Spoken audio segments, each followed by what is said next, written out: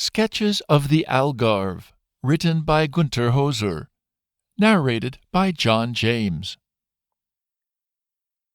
Dedication to Colette, partner of all my adventures, and the love of my life. Introduction. When we decided to go and live in the Algarve, it was not a thoroughly pondered decision. In fact, it was more like, close your eyes and stick a pin on the map. Following a family tragedy, we took the decision to leave France, where we had been based for quite a while in Provence. However, we had visited and valued so many places on earth that we had a hard time deciding where to move next. We had reached an age where we no longer wanted to move our household every couple of years, so we dressed a short list of our favorite places and noted all the criteria we thought could be of importance either now or in the future. Although we never had been to Portugal, we added the Algarve to the list after having recently seen a documentary and thought it looked like a nice place. The Algarve came into competition with a dozen places spread over 4 continents and various islands. However, when we finished the complex calculations, to our great surprise, the Algarve came out on top of the list, and by far. So after cross-checking and getting the confirmation of this fact a few times, we sold our house, put our belongings in storage, packed 2 suitcases, and drove off to discover our new home country. I must admit that coming from one of the most picturesque places in southern France, the Algarvian scenery, as seen from the highway, initially appeared monotonous. The low hills, covered with dark green vegetation, interspersed with patches of brown earth, were a bit disappointing. However, as soon as we arrived at the place we had rented in a small village west of Lula, we felt at home. We had been told about the exceptional beauty of the Algarvian beaches, the scenic Portuguese villages, and the unique climate granting more than 300 days of sunshine and clear blue skies, but nothing had prepared us for the people. In general, the Portuguese people are socially oriented, open-minded, and welcoming, while exceptionally proud of their culture and partial to everything that is Portuguese. Whereas northern Portugal is rapidly developing and catching up with its Western European partners, southern Portugal, with the Alentejo and the Algarve, is lagging behind. The area has been notoriously overlooked by social, economic, and political planning. The prevailing idea is that the people in the Algarve should be happy enough to capitalize on their climate and their beaches. There are obvious inconveniences to this state of affairs, but we also perceived a major advantage. While touristic development is chiefly concentrated on a small, 10-kilometer large band along the coast, the provincial towns and little villages north of this area have preserved a touch of the past and a laid-back sociability that has been lost everywhere else in Western Europe, sometimes for more than 50 years. The Algarve can be separated into 4 distinct stripes of land that run almost parallel to the coast. The northern stripe is the authentic Portuguese backcountry, with small mountain villages lost in the hills. This part is almost unknown to the crowds of tourists that each year, during the 2 hottest months, multiply the population of the Algarve by 20. Traveling southward, you entered the Barrocal, a 10-kilometer large, fast-developing, but still sparsely built residential area with the provincial towns of Lulé and São Brás de Alportel right in the middle. Below the Barrocal, between the A22 highway and the coast, lies a densely packed commercial service area which supplies the Algarve with all its needs. The coastline itself has not much in common with the rest of the Algarve and resembles many touristic shores in the world, where hotels and apartment blocks are interspersed with large exclusively residential areas made of 3 million-plus properties surrounded by golf courses. Only the extreme eastern and western corner of the coast are still exempt from the concerted effort. To be fair, I would detach a 5th band from the coastline, the Algarvian beaches, which are of exceptional beauty. Although they are heavily crowded during the high season, you can even feel lonely the rest of the year when you walk the endless stretches of beige sand between the dark blue sea and the red-brown or ochre rocks, often topped by stark green vegetation. The Algarve has probably the most diversified population of any region in Europe. Although Portuguese still represent the majority, you can encounter every West, East, and North European nation, as well as Asians, South and North Americans, and nationals from various African countries. While segregation exists, it is mainly economical and not based on religion, the color of the skin, or the country of origin, with one notable exception: the Iberian gypsies, who are mostly ignored. When you see one of their high-wheeled, colorful, horse-drawn buggies on the road, they seem like fleeting appearances from another place and time. On arrival, other expatriates told us, "You'll either love it or hate it here." It is impossible to resume in a few sentences why the Algarve and its people have such a polarizing effect on visitors, in particular those coming to live in this part. The one thing that struck us is how much we had gotten used to stress and technology-induced seclusion in our professional and private lives. The Algarve is a place in slow motion, where people still take their time, for themselves and for you. Someone you have never met will smile at you in the street and say "Bom dia" when you pass them in a village. People still care about their neighbors. They will bring you small gifts and may propose some help and advice, even if you did not ask for it. This is one of the rare places where money is not yet the sole motivation of social interaction. Portuguese people pick what they consider useful from the modern world of material goods, but hold on to their values. Together with my partner, I tried to understand why we love this place so much and wondered how we could pay a tribute to its people who welcomed us and made us feel at home. Finally, we decided that short stories would be a good way to translate our experience. Each story in the book depicts a facet of the people and life in the Algarve. Altogether, they will hopefully leave the reader with a similar feeling of fondness as we have for the endearing Portuguese people confronted with a fast-changing world. For us, life in the Algarve is like a bit enjoying the light far away from stars. When it reaches our eyes, the time the light was emitted has already gone by. Flowers live longer. It was the last beautiful day before the autumn storms. Rafi stood wagging his tail in the yard while I was leaning against Flavia's front door in the sun, holding a glass of lemon water in my hand. Flavia laughed as Rafi came too close to a cat who snapped at him. He quickly came back to us to reassure himself. "They'll probably never get used to him," I said. "Glaucia doesn't care for dogs. She had a bad experience, I suppose, and she is already quite old and wants her peace. I understand her." "You don't like dogs?" "On the contrary, I like them very much. However, 9 cats are enough for me. Dogs need exercise, and I cannot walk long distances any more." The wind and sun made their shadow plays under the huge carob tree in front of Flavia's house. 6 of her 9 cats were scattered around. Rafi would have loved to chase one off and run after her, but instead he only sniffed large circles around them. I sat down on the stone bench in the shadow next to Flavia. "You know, I have a friend. Sometimes you remind me of her. She is your age, lives alone as well, with a dozen cats, perhaps more by now." "Perhaps. That sounds a bit uncertain if she is actually your friend." I watched the birds eating at the cat's feeding bowl. It all seemed so peaceful, 6 dozing cats circled by a sniffing dog and a few brave birds eating on the floor, all of them in this confined space. There was only the sound of the warm wind in the big tree. Flavia had never been very talkative. She hardly told me anything about herself. I knew that she was born in Angola and that she used to travel a lot. She bought this little house only 8 years ago. Since she has no money for artisans, she does everything herself, the best she can.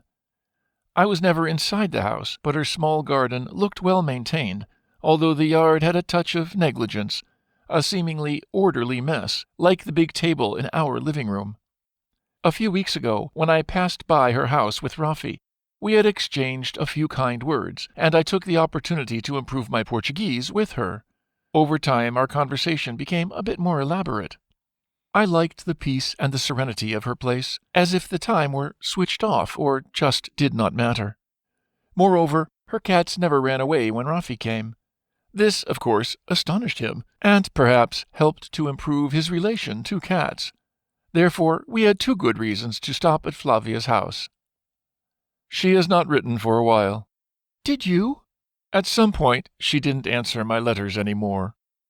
Down in the valley, a dog barked, and then it was quiet again. A cat stretched her back and yawned. She walked leisurely to the bowl, where the birds jumped to the side at the very last moment. The cat sniffed the bowl and sat down beside it, ignoring the wagging dog at her side. After a few attempts to approach, the birds flew into the tree, where they probably waited for a better opportunity. And you don't know how she is? From her son, I know she's okay. She lives far away, and we have not seen each other for a very long time. Her letters were special, witty, and funny. I miss them. Flavia bent down and picked something from the floor. Then, without a word, she went into the kitchen. I thought it was time to leave, and attached Rafi to his leash. When I turned to call Adeus, Flavia stood in her doorway. You should write to her once more. What for? She won't answer. Explain that flowers live longer than we do. So far, I had never heard Flavia talk nonsense. Over time, I got the impression that she was rather down to earth, perhaps a bit distant or indifferent to many things. However, this remark seemed odd and bizarre. She laughed when she noticed my astonished look.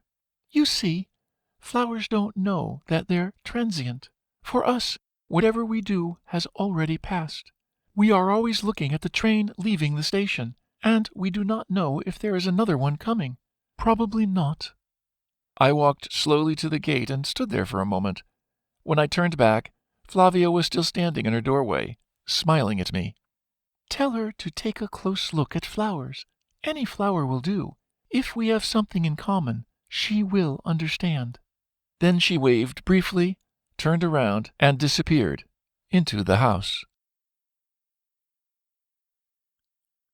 The wall. You bet! I thought it was an earthquake!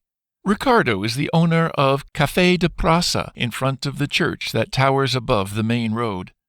The 5-meter-high wall retaining the church square along the street had collapsed the night before. A bulldozer had worked all morning to reopen the road, and now a few council workers were securing the site and sweeping the debris. The terrace of the Café de Praça is my favorite place for morning coffee, at least on sunny days. This might be a small village, but it prides itself of several pubs. Most of them are segregated, visited either by villagers, expats, youngsters, or tourists. But Ricardo's Café de Praça has a fair mix of all and is located right in the middle of the village, with its terrace shaded by old jacaranda trees. That wall was probably a few 100 years old, Ricardo explained to no one in particular. I wonder why it caved in just now. It hadn't even rained for several weeks. Probably the devil. Ask the priest. Tiago had been silent until now. Normally he sits on a bench on the other side of the road, next to the now collapsed wall, where he usually spends a good part of the day. He looked at Ricardo as if he wanted to add something, but then turned his head and sucked on the unlit cigarette in the corner of his mouth. The bulldozer shuddered, blew a cloud of exhaust fumes, and disappeared behind the presbytery. The workers had finished cleaning the street. 2 were now sitting on Tiago's bench, smoking and watching a colleague standing in front of them, who gesticulated, obviously explaining his theories of why this happened to a small group of suits who had arrived a bit earlier by car. You seem rather gloomy today, Tiago. Let me offer you a coffee. Usually I see him in eager discussions with villagers, or sitting relaxed on his bench, dozing and watching amused how others busy themselves around the square. It seemed rather odd to see him staring constantly at the place where the wall had been until last night. You don't seriously believe there's a devil who pushed that wall, do you? He briefly turned to look at me while I took a chair at his table and asked Ricardo for 2 picas, 2 short coffees. I had spoken many times with Tiago, but always small talk, or rather about mundane matters, such as commenting on the weather, local politics, or what happened around the square. He never asked me personal questions and never talked about his past or present life. Do I look like a devout? Tiago took a cigarette out of his mouth and pointed to the other side of the street. No, that wall. It brought back a memory, that's all. Knowing Tiago's usual reserve, I did not expect him to elaborate any further, and rather watched a small group of dogs playing in the middle of the road. The council workers and the suits had left, and as the road was still closed, the dogs were running after each other, constantly switching the roles of chaser and chased, following a complicated rite. The driver of a CTT Expresso was carrying yesterday's undelivered parcels into the post office, which is installed in a small side room of the corner shop, A Esquina. Burdened with a huge pile of packets of various sizes and forms, he patiently listened to a well-tanned, elderly man in shorts complaining in English that he was all day at home waiting for the parcel and now he had to pick it up himself. Obviously the driver did not speak English, and I just wanted to go up to mediate, when Tiago started. It was in 1971, during these stupid colonial wars, the one in Mozambique. It was my second week in the country. We were sent to the north, but my unit had been ambushed and most of my comrades had died. I was rescued and patched up with 3 others in a Red Cross hospital in Lourenço Marques, which is now Maputo. I didn't know any of them, but they were all Portuguese. We were placed together in one room, with 4 beds in a row. The room was L-shaped, and in the bend behind the corner was another bed, next to the window. It was occupied by a black guy. We didn't know if the ambush that had killed our comrades was operated by Frelimo or the Renamo, but that didn't really matter to us. There were few blacks in the Portuguese army, so we thought the chances were that the guy in the corner was a rebel.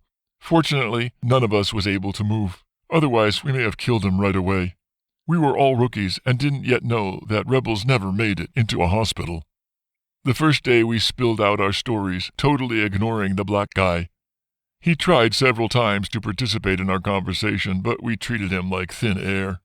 After a few days of bullshitting between us, still strapped to various devices and unable to move, we got seriously bored.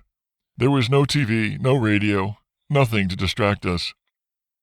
It probably started when one of us complained that the guy in the corner could at least look out of the window while we were staring at the peeling paint on the wall. So the black guy offered to tell us what he saw. His name was Ashraf. He was a translator and driver of a Portuguese officer. He caught several bullets a week before us. In civil life he was a teacher in Pemba, a small beach town up in the north. He said that the window offered a beautiful view of the square in front of the hospital. From then on, most of the day we listened to him describing what he saw from the window. He described the gorgeous buildings around the square, the flowering trees, the countless birds of all colors and shapes that played in the sky or bickered in the trees, the beautiful girls in their colorful dresses, queuing up at visiting time, waiting patiently while laughing and teasing each other, the luxurious cars with their groomed passengers. Sometimes he reported small accidents as well, which resulted in a lot of pushing and gesticulating. Often Ashraf was reminded of funny events in Pemba or some other place. Most of the time he made us laugh, and sometimes caught our attention narrating breathtaking encounters with wild animals in the bush, or bad weather while fishing with his uncle out at sea. He was a good storyteller, Ashraf. But one day, late in the evening, the doctor came to tell him that he could go home. There were a great number of wounded soldiers arriving, and they needed all available beds. We wished Ashraf well, and when the nurse came to change the sheets, we threw a coin to decide who would take his bed next to the window. It was one of the 3 other guys. I forgot his name. None of us could yet move alone, so the nurse had to help him change into the bed in the corner. Next morning, when she opened the curtains, our friend exclaimed, "I can't believe it! That's not possible!" "Tell us," we said. "Don't keep it for yourself." He almost screamed. "There is nothing to tell you guys! In front of the window, there is a wall! You can't see anything from here, anything else than this fucking wall! He made it all up!" A few days later, the nurse told us that Ashraf was taken prisoner by Frelimo on his way home to Pemba. We never knew what happened to him. For a few moments, there was silence. 3 old women looked at the gaping hole in the wall and up at the church, none of them commenting. Ricardo, who had also listened to Tiago, was mute for a while. Then he stood up, took our 2 cups and said, "I'm sure he talked his way out of it, a guy like that." Then he disappeared into the cafe. "Yeah, sure he did," Tiago answered to the street. "Sure he did." An expensive lesson. Heavily loaded with a pile of tiles, the workers on top of the Café de Praça swayed dangerously, almost falling over when dropping the pile near the edge of the roof. "Hey, Manuel, you partied again last night? Ha ha ha!" Tiago shouted at him, laughing, and turning towards us with a wink he explained, "Manuel should stop drinking when he works on the roof. It's only a 2-story house, but if he falls, his boss will be in trouble." We all stared up at Manuel, who disappeared behind the gable to fetch another load of tiles. "Perhaps he's looking towards early retirement with a nice disability pension." Ian was new in the village. He had moved over from the UK when he retired last year. Although he was very social and obviously looking to make friends, he usually preferred to sit with the other expats in the cafe rather than mixing with the Portuguese on this side of the square. Due to the roof works, Ricardo had closed the terrace of his pub today, so Ian had walked over to watch the new distraction together with the rest of us. A group of about 10 men and women had gathered now. Some had come out of the pub and the corner shop A Esquina when they heard Tiago shouting and saw us all looking up towards the roof. He wouldn't be able to live with a Portuguese disability pension. Fernando is usually rather taciturn and rarely takes part in any conversation. I turned towards him, surprised that he understood English, although he replied in Portuguese. Fernando is a gardener, in fact, more like a handyman, mostly doing some gardening for the expats around the village.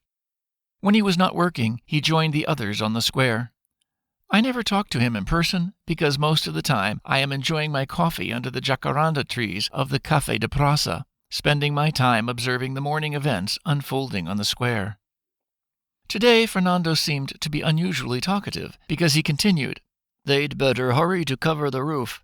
There will be heavy rain starting tomorrow," he said, more to himself, while looking up at the roof. It was hot, and some of us blinked at the deep blue sky. "I bet a beer that you are mistaken," said Ian, turned toward Fernando. Then, smiling towards the group, he added, "Anyone is welcome to raise the stakes."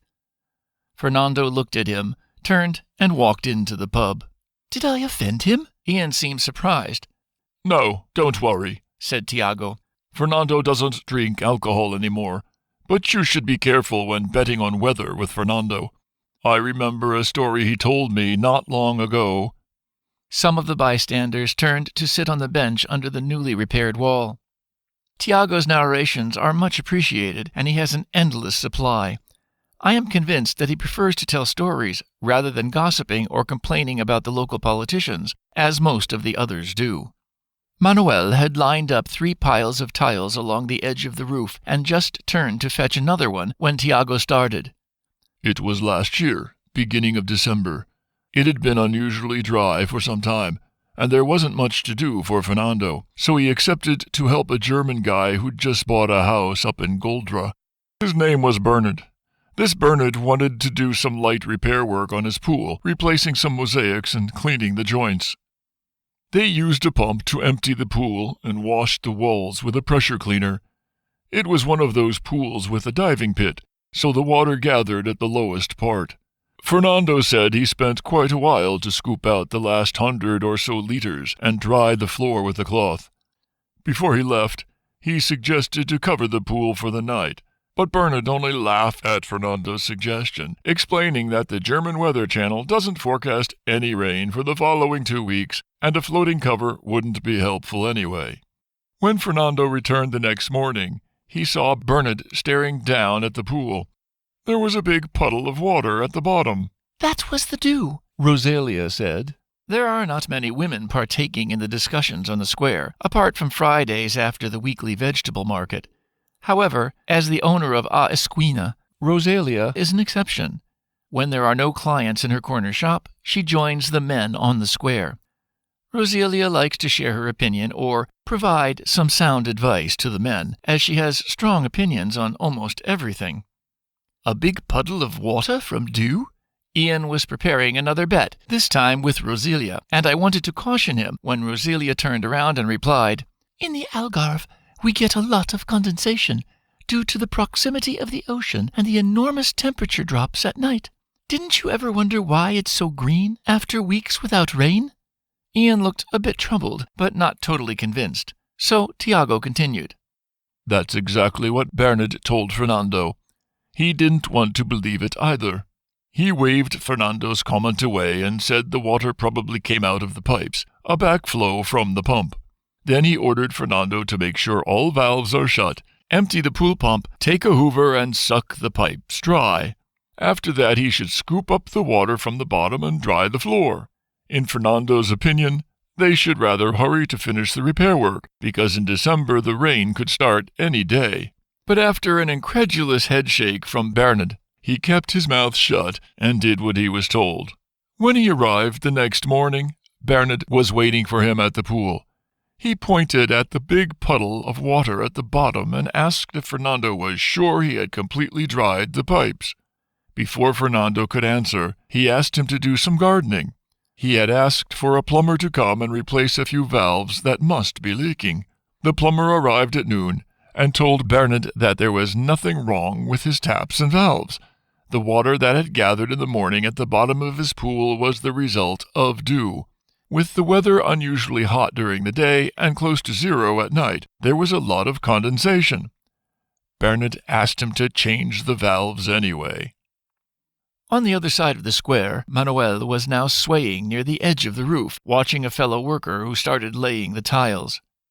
"Careful, Manuel! Better sit down!" Tiago shouted up the roof, and then towards us. I get shaky knees seeing him boozed there on the roof. "In that case, don't look. Just continue." Roselia wanted to know the end of the story. "Let me guess. The next morning." "The water was back." Tiago finished her sentence. Bernd was completely pissed off when Fernando arrived. He told Fernando he had phoned a builder and that there was no need to continue in the pool because he suspected that the cistern next to the pool was leaking and that it needed to be fixed before anything else. As the builder was in the vicinity, he arrived before Fernando had finished trimming the bushes around the pool.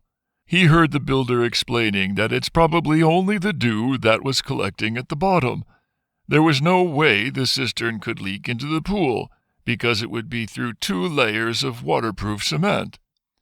For the same reason he didn't believe the water came from the surrounding land or came up through the bottom of the pool, which was another theory of Bernd. Before leaving, the builder cautioned Bernd not to wait too long to refill the pool. Most pools are not built with reinforced concrete, and if it rains, the walls might cave in. Bernd replied that there was no rain in sight. After the builder left, he told Fernando that the water had probably gathered behind the mosaics, and it would take a few days before the pool was completely dry. So Fernando should go home and come back next week. Fernando started to explain that he could start working on the walls, but Bernd only patted his shoulder and told him to come back the following week.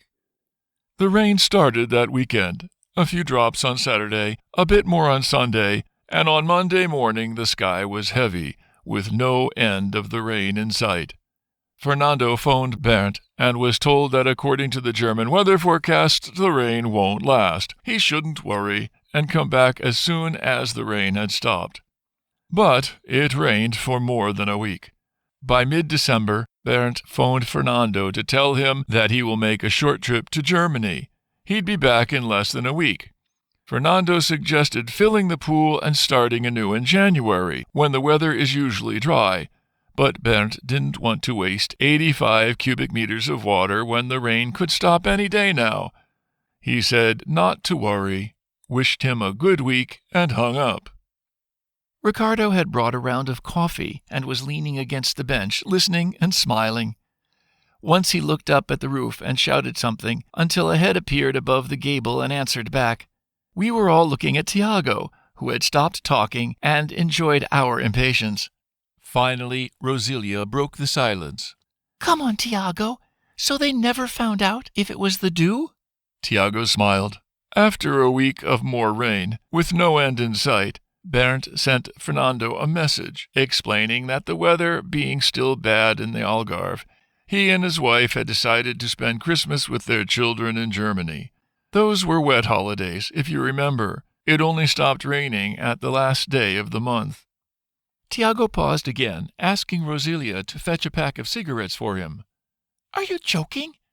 First finish your story," Roselia replied. When we were all laughing, someone offered Tiago a cigarette. "Not my brand, but thanks anyway." Tiago lit the cigarette. When Fernando arrived early January at Bernd's home, there was a bulldozer in front of the pool. With the continuous heavy rain for more than 3 weeks, the loamy soil had sucked up all the water, and the walls of the pool had caved in. The builder was just explaining to Bernd that demolishing the old pool and building a new one of that size with reinforced concrete will cost him roughly 40K. "Oh, shit! That's a pricey lesson!" Roselia laughed heartily. "At least he can't blame the Portuguese for his misfortune." Tiago scolded Roselia for her ironic remark and joked about the poor Bernd when Ricardo, who had already heard the story a few times, asked, "In fact, Tiago, do you know if the German guy, after all, agreed to the explanation regarding the dew?" Tiago grinned. "I asked Fernando the same thing. He told me, after what happened to the pool, he felt it might not be appropriate to ask." Then Tiago stood up, crossed the square, and disappeared into the corner shop, closely followed by Roselia. A dream went wrong. "I don't think Dino is a bad person. He simply doesn't understand the issue." Tiago seemed genuinely concerned. We were sitting on the terrace of the Café de Praça in the shade of the huge flowering jacaranda trees. My partner Colette was not at home, and it was Friday, the day Loretta, the owner's wife, served her illustrious cataplana. When I arrived at the Café de Praça, the tourists already took most of the tables, including my favorite spot. Tiago was sitting on his usual bench below the church wall on the other side of the square, so I waved him over to share the only free table with me. The group of holidaymakers was obviously unexpected, which somehow reassured me. I dreaded the idea of Loretta's cataplana becoming internationally renowned, attracting entire busloads of tourists to our village. While we patiently waited our turn to be served, Tiago started to relate a knotty problem. To understand the matter, a few facts are important to know. While the center of our village has preserved its authenticity as a true Portuguese community, with a typical mix of farmers, artisans, and elderly people, the beautiful panoramic ocean view from the slopes north of the village has attracted wealthier residents. A few were retired and actually living here, but most of the properties were holiday homes belonging to well-heeled Portuguese from the north or nationals from other European countries.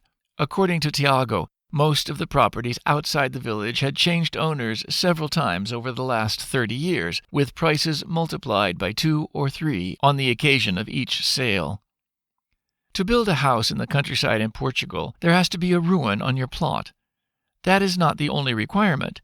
You will also face a multitude of other restrictions and legal obligations, but the absence of a ruin is an absolute showstopper. Portuguese bureaucracy is legendary, and the building rules are frequently modified by both the national and local administrations, not to mention the evolving European regulations, which sometimes are, and other times are not, implemented in Portugal. It is, for the least, a complicated matter. Now, according to Tiago, the story all started when the heirs of a deceased person from the village wanted to sell a small plot of land on the northern slopes. The plot had neither a ruin nor any access, and it overlooked 2 high-priced properties. As the owners of the neighboring properties showed no interest in buying the rocky outcrop, the heirs sold it to someone from a nearby village. I know him well. His name is Dino. You can imagine that Dino couldn't believe his luck to own a piece of land in this posh environment. He intended to build a small cabin where he could spend the weekends with his wife and daughter and invite friends over for a barbecue. He didn't waste any time and immediately opened an old donkey path by bulldozing its century-old dry stone walls to widen the access for a small truck. All this happened in the absence of the owners of the two pricey neighboring properties. When they arrived for a short holiday, Dino had already raised a sizable prefabricated cabin and started to embellish the arid piece of land by planting olive, carob, and almond trees. The bright blue water tank next to the cabin was filled every week and allowed him to keep the plants alive. The following weekend, while Dino arrived at his plot to finish the inside of his cabin, his two wealthy neighbors walked up to him. Dino thought this was a good opportunity to ask if he could connect to one of their boreholes, but he had no chance to place a single word. The two neighbors were fuming. One of them was Portuguese, while the other was a grand, blonde-haired person, probably Swedish. They ordered him to immediately demolish the cabin and rebuild the stone walls of the donkey path, threatening to file a complaint if it wasn't done within a week. Did Dino think he was above the laws, destroying historical masonry and building a hovel next to their multi-million-dollar properties? At this point, one of the tourists from the table next to ours interrupted Tiago. The man leaned over and touched Tiago's shoulder. While looking at his smartphone, he told Tiago, in decently constructed but badly pronounced Portuguese, that this village is a pretty place. In spite of the unusual gesture, Tiago smiled at him. "I would love to live here," the tourist continued, still reading from his phone. "How are the people in this village?" Tiago looked mildly annoyed when the tourist held out the mobile towards his face.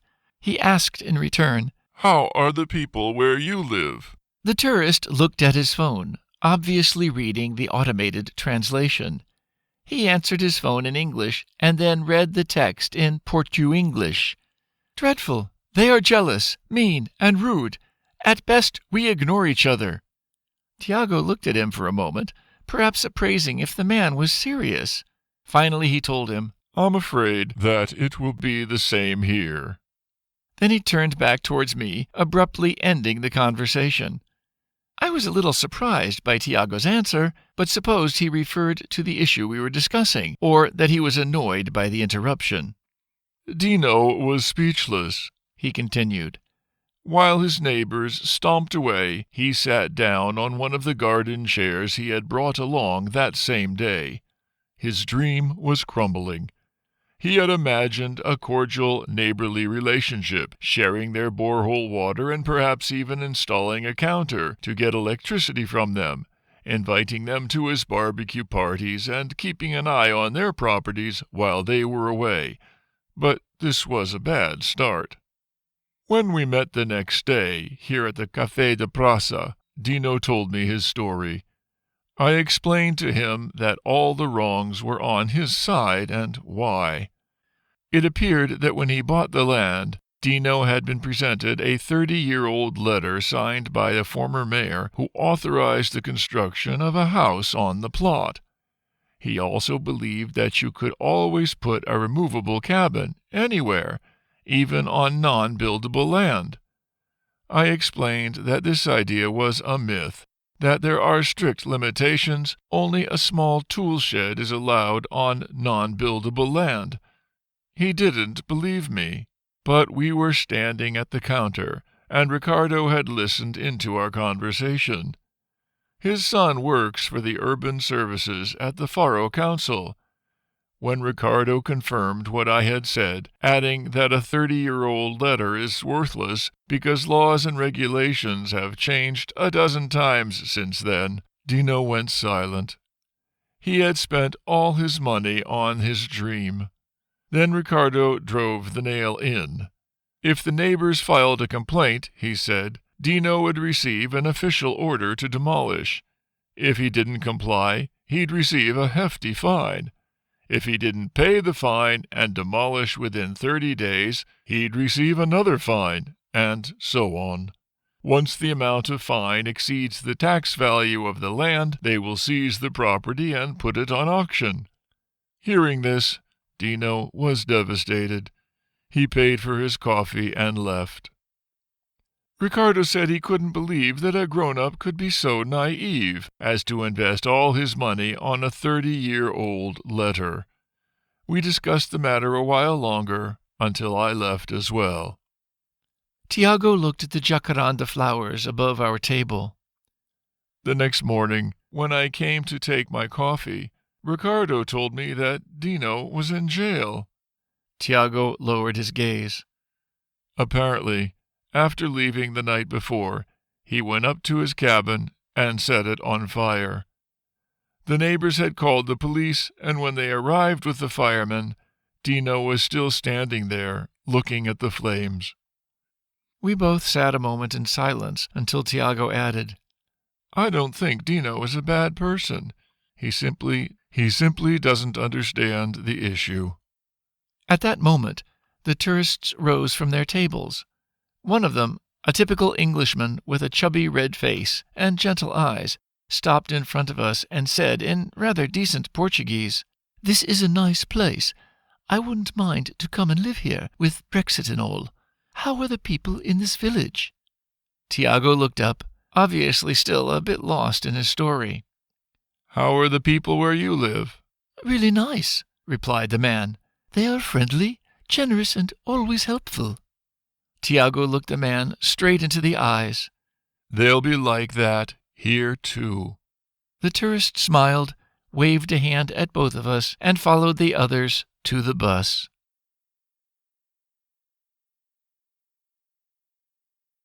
In the post office. "You seem a bit gloomy today." Teresa looked with faked worry at Falco. The three of us were standing in the small room next to the corner shop A Esquina, which acts as the village post office. It was past 9, and the employee had not yet raised the roller blind to start the day. Falco did not look up, but stared fixedly at the floor when he answered, "I had a bad dream last night. I dreamed that I went to heaven." "You were in heaven?" Teresa laughed aloud. "That's rather unexpected, but not a bad dream, and certainly not a reason to be grumpy." "I walked a long way through the darkness," Falco continued. "After a while, I saw an open door and a bright light behind.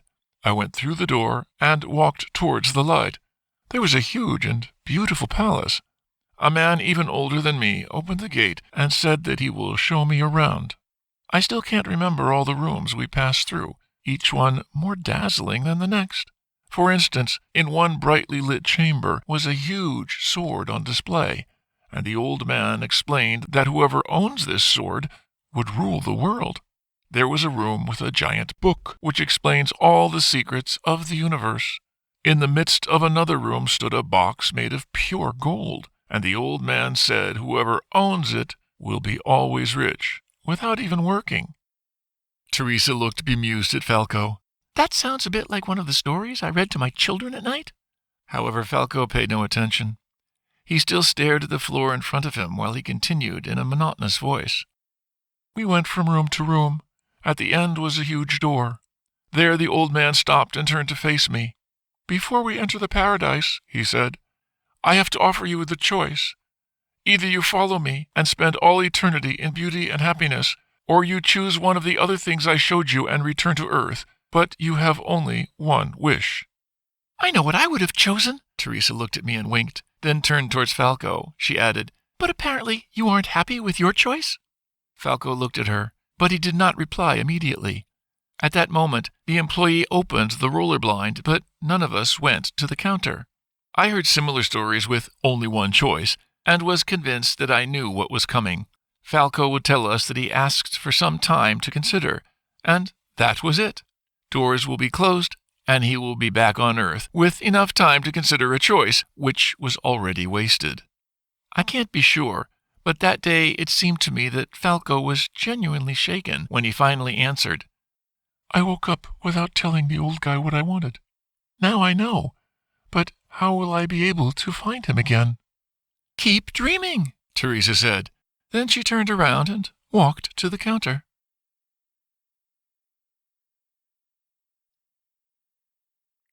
unexpected talents. I. Inez looked seriously worried. The driver of the big SUV tried for the third time to get into the small parking space. He had already bumped into the car behind him and this time threatened to topple Inez's equipment that she had left standing behind our bench along the road. Inez was a veredora de rua, a street sweeper employed by the Lula Council. It seemed to me that most of Lula's street sweepers were women of all ages. Inez was about 60, with a small sturdy body and a smiling face. The first time we met was last year, not far from where we were sitting now. Heavily loaded with market purchases, I had hurried back to my car, aware that I had widely exceeded the time marked on the parking receipt that you have to leave well in sight behind the windshield. Fines for unauthorized parking are hefty in Lule, and you have to pay in person to a small, understaffed office waiting for your turn. It is an efficient way to educate people. When I neared the place where I had left my car, along Lule's Avenida José Costamelia, not far from the market, I saw a street sweeper fiddling with the wipers of my convertible. It was not the newest model and not in exceptional condition, but when you are attached to your motor, you develop a protective attitude. My first idea was that Lule's street sweepers now also distributed fines, or else that she picked up some leaves or litter from the hood. But then I rejected both ideas as ridiculous. When I came nearer, I saw that she had slipped a parking receipt behind the left wiper. It was a valid one. A bit bewildered, I turned around to look at the sweeper, who just threw a shovel of litter into her bin, smiled towards me, and pulled her wheeled bin in a bit further. I followed to thank her and also reimburse her for the ticket along with a tip. However, when she saw me pulling out my wallet, she laughed. "Don't worry about the parking ticket. I found it next to your car on the ground, and I thought it'd be a waste to throw them into the bin." The week after, when I went to the market, I had bought a small box of chocolates for her.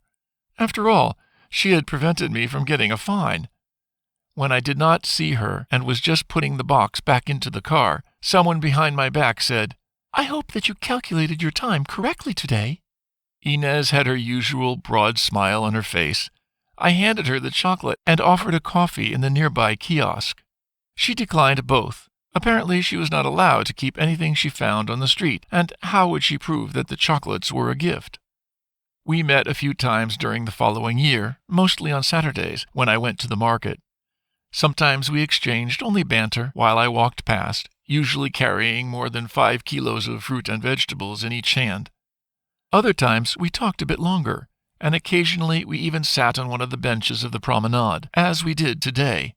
The Avenida José Costamelia is probably the most charming street in Lule, and perhaps one of the most beautiful in the Algarve.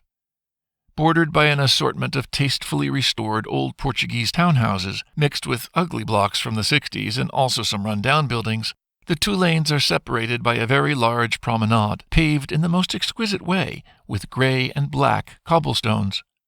Although Portugal is known for its pretty calçadas, the 2-kilometer-long pavement of the Avenida José Costamelia must be somehow exceptional. It is shaded by long rows of jacaranda trees, so the Avenida gets particularly impressive in May, when these trees develop their clouds of bluish-purple flowers above the street. The SUV had given up squeezing into the parking space and drove away, to the great relief of a few dozen drivers who had waited patiently behind. "These guys have no feeling for the size of their cars and seem to be used to getting things their way. I hope that I didn't scare him," Inez chuckled. "Most of the time, we seem to be transparent, but sometimes people complain about us to the council. They say we overlooked a piece of paper, a dog poop, or a cigarette butt, or that we bumped into their car." "And the council?" I asked. "If the person is known to be a nagger, they tell us not to worry and always be nice to the public. But most people don't even take any notice of us." We were sitting in front of the municipal conservatory, where 2 students mishandled their instruments. Inez turned around. "Either the teacher uses earplugs, or he went out to fetch a coffee." I was surprised that she had noticed the 2 would-be musicians. "Do you play an instrument?" I asked. "I have a violin," she replied. "I know how to use it. Learned it when I worked for Equipa Lua." Inez had an eventful life. After school, she was traveling several years, mostly in Central Asia. When she came back to Portugal, she found a place working as a woman of all trades in the Portuguese version of the Cirque du Soleil, a company called Equipa Lua, or Moon Team. I love it when children learn music, but obviously they need a good teacher. It reminds me of a funny story when Equipa Lua had to replace a violinist who wanted to leave because her boyfriend didn't accept that she traveled most of the year. Although I was still fairly new to my job, the director asked me to organize the casting and assist the audition. We were a small team, almost unknown at the time, and on the day of the audition, only 3 candidates showed up. One very elegant woman dressed in a suit, a rather average-looking nervous girl, and a scruffy, disheveled guy looking like a bum. I didn't see any of them fitting into the Moon Team and was a bit worried that our director might be disappointed with my catch. The first to enter the director's office was the elegant lady. She was in her 30s, stunning and obviously rich. Her violin box was made of exotic wood, covered with an exquisite snakeskin, and had an internal padding of rich velvet, while the violin was still covered with precious fabrics. The instrument was magnificent, and she handled it with care. She was obviously a professional musician, and the director was clearly amazed that he could replace his leaving violinist with such an experienced person. It seemed to me that he was also besotted by the pretty woman when he told her that he really liked her music and her looks. Only there were 2 more candidates waiting. She should leave her phone number, and he will for sure get back to her in the afternoon. Then I asked the nervous girl to come in. Looking at her, you wanted to abbreviate her suffering so she could get back home and hide. She looked worried and opened her violin box with trembling hands. But when she looked at her instrument, her face smoothed over with a tender smile, and her hands went calm. The way she played was bewitching. She had chosen a Brahms sonata from Opus 108 in D minor, and she played by heart. Beginning in a gentle, understated way, disarming and immediate, over the course of the movements, the luscious tone she drew from her instrument bestowed a visceral quality to this expansive melody. When she stopped, I was in a trance, and the director was enthusiastic. Obviously, he couldn't figure why such an accomplished musician would want to join his company, but he was too afraid to ask. He told her that he would hire her on the spot, but it would be uncourteous towards the last candidate if he didn't listen to him. She should leave her phone number so he could call her this afternoon and finalize her contract. The bum came into the office and slammed his box on the director's desk. He was a bit smelly, and when he opened his shabby casing, he extracted an instrument that obviously had seen better days. He spent at least 5 minutes trying to tune the 4 strings, and when he started to play the Angry White Boy polka, which is in fact written for an accordion, he screeched off-key with such terrible dissonance that I had real pity for the poor violin. Inez stood up and stretched. She looked at the amazing sea of flowers above our heads and took a deep breath. I love this promenade. I love this town, and I think I even love my work, she said. Then, with a wink at me, she went behind the bench, picked up her equipment, and pushed it a bit further down the street. Wait, Inez! You didn't finish your story! I hurried behind her. Whom did he finally hire, your director? She looked at me, shaking her head. The second, the girl, she replied, laughing. Wasn't that obvious? Then she lifted her shovel, threw some litter into the bin, and went to the other side of the street.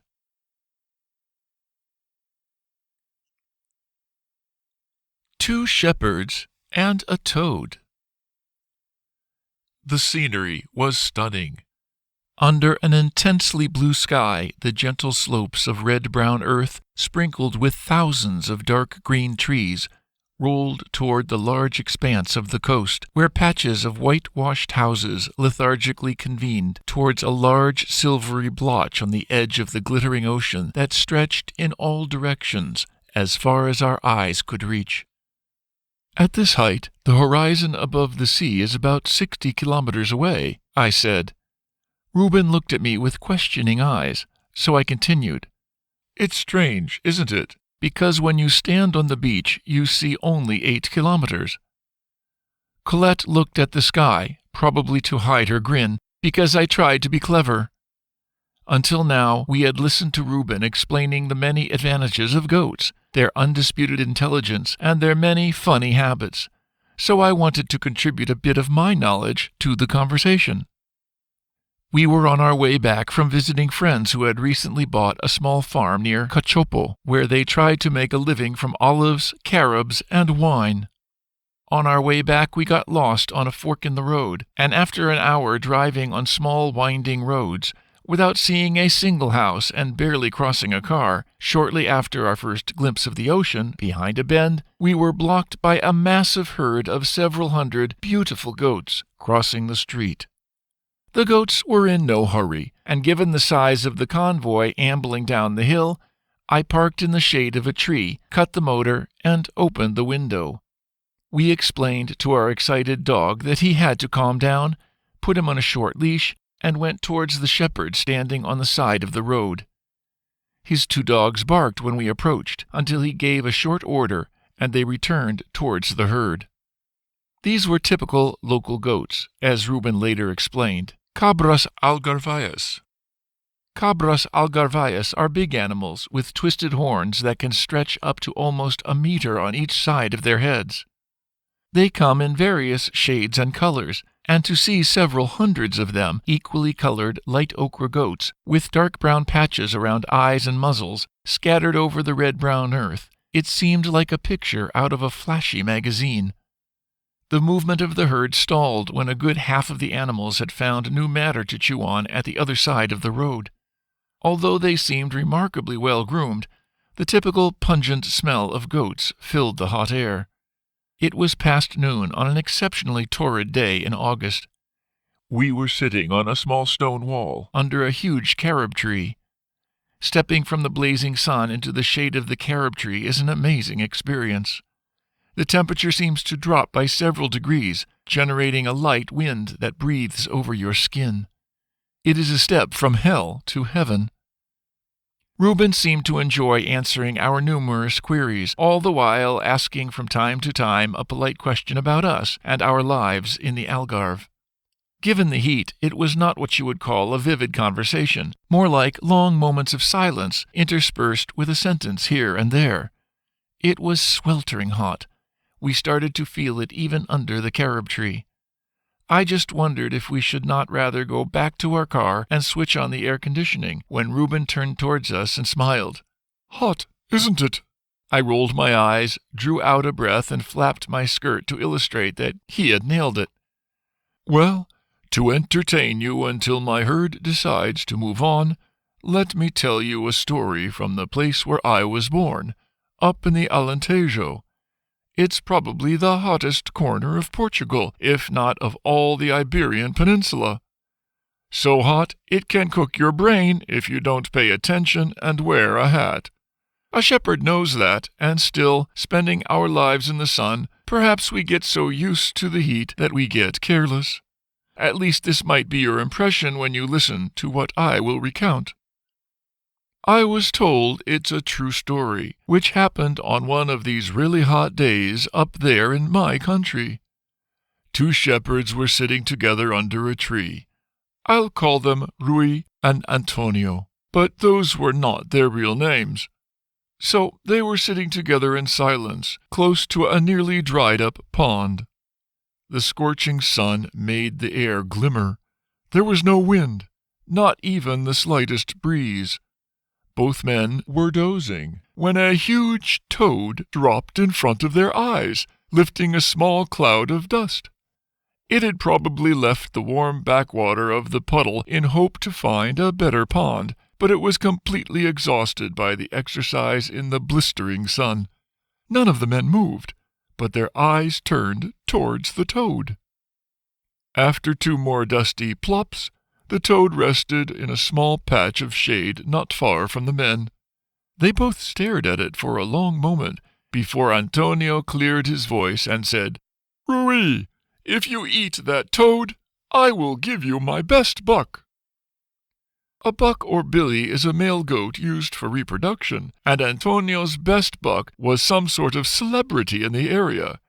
He was more like a proficient stallion, judging by the size of Antonio's herd. Rui turned towards the smirking Antonio and then, more by defiance, picked up the toad.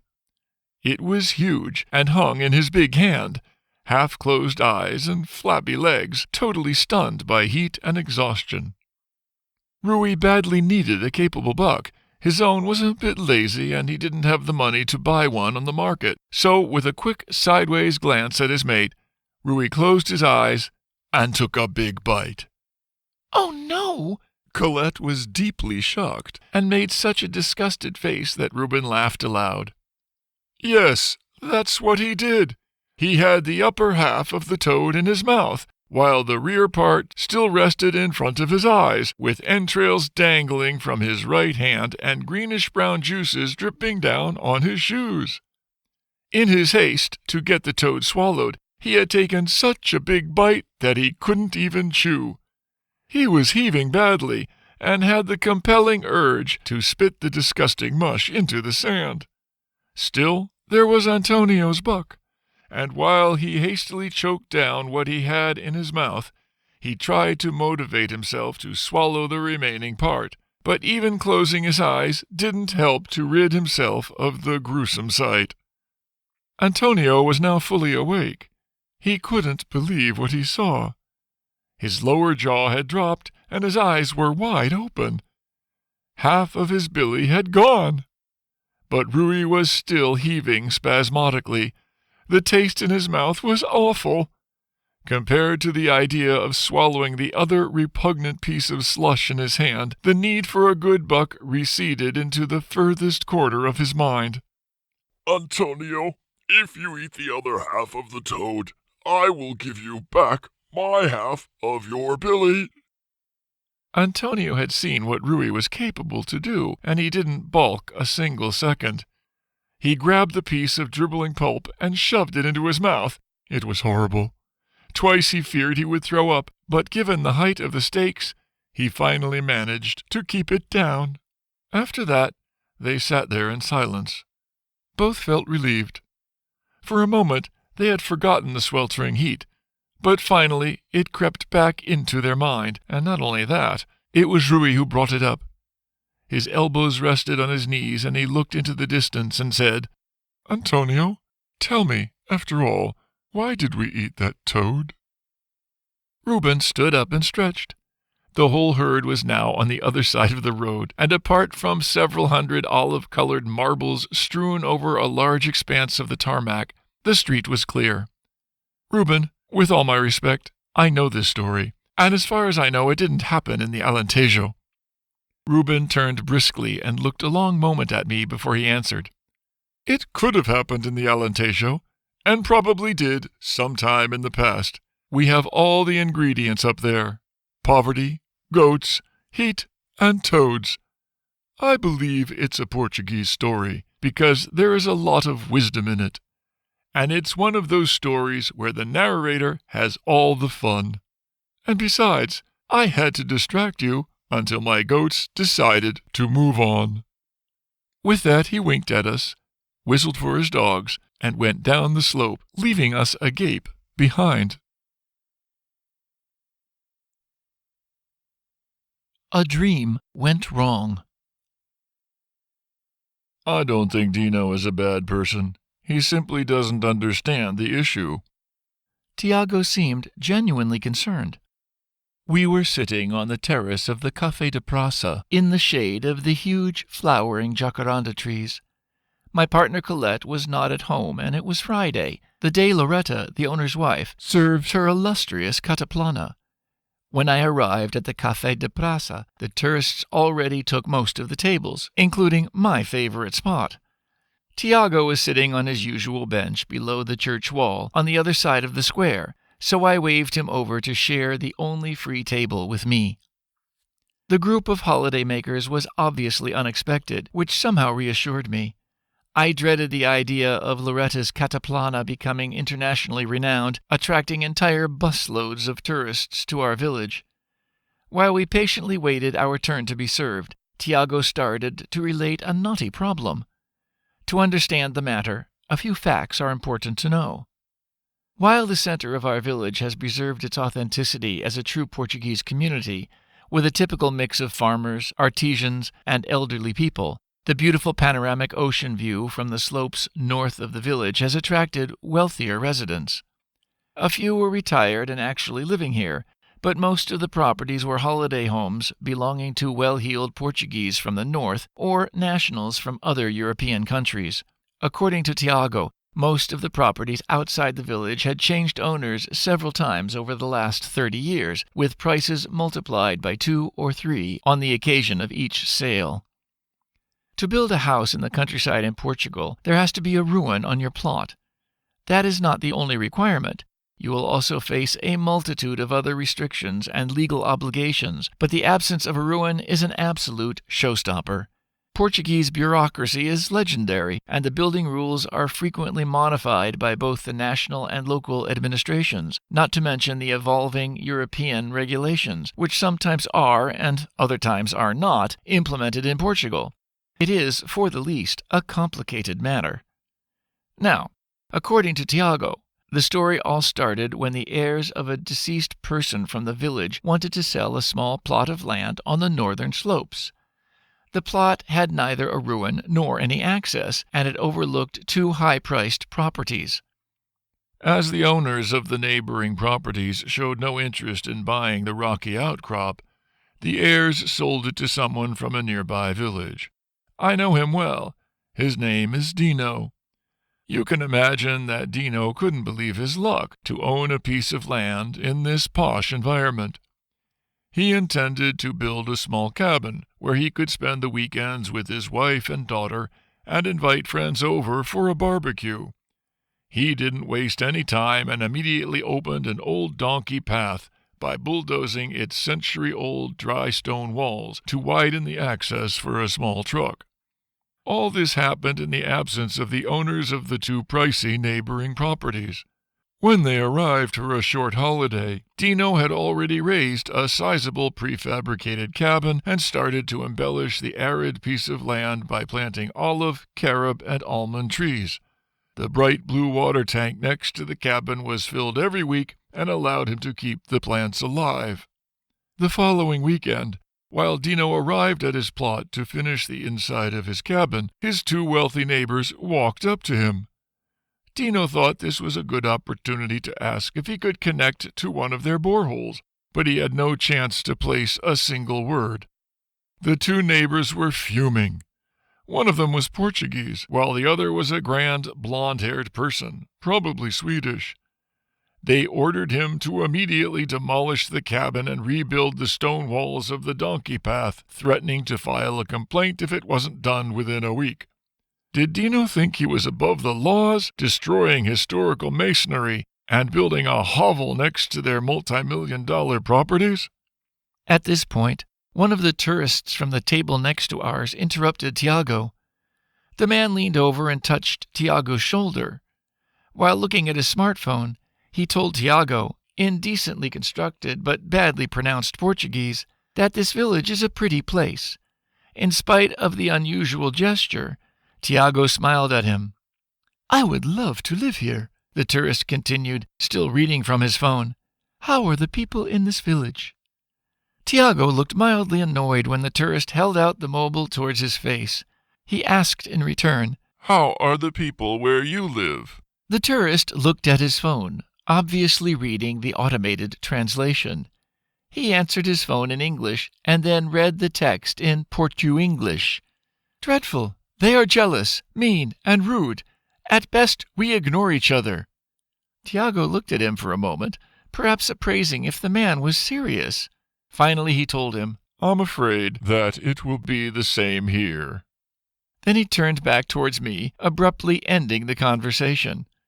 I was a little surprised by Tiago's answer, but supposed he referred to the issue we were discussing, or that he was annoyed by the interruption.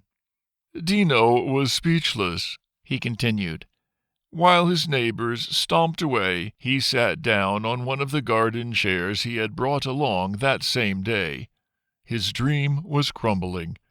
He had imagined a cordial, neighborly relationship, sharing their borehole water and perhaps even installing a counter to get electricity from them, inviting them to his barbecue parties and keeping an eye on their properties while they were away.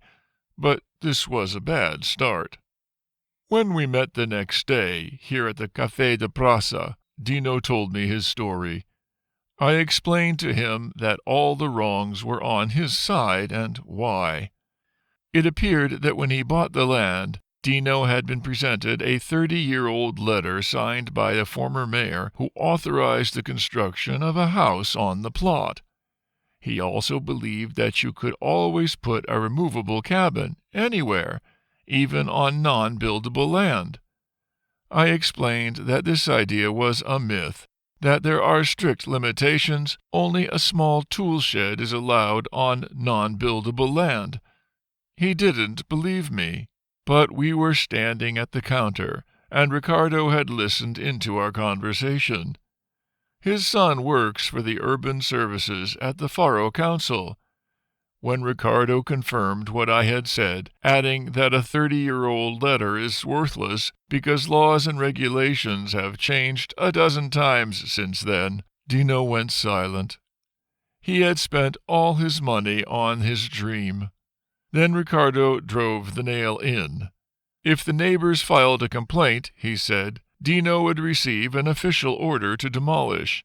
If he didn't comply, he'd receive a hefty fine. If he didn't pay the fine and demolish within 30 days, he'd receive another fine, and so on.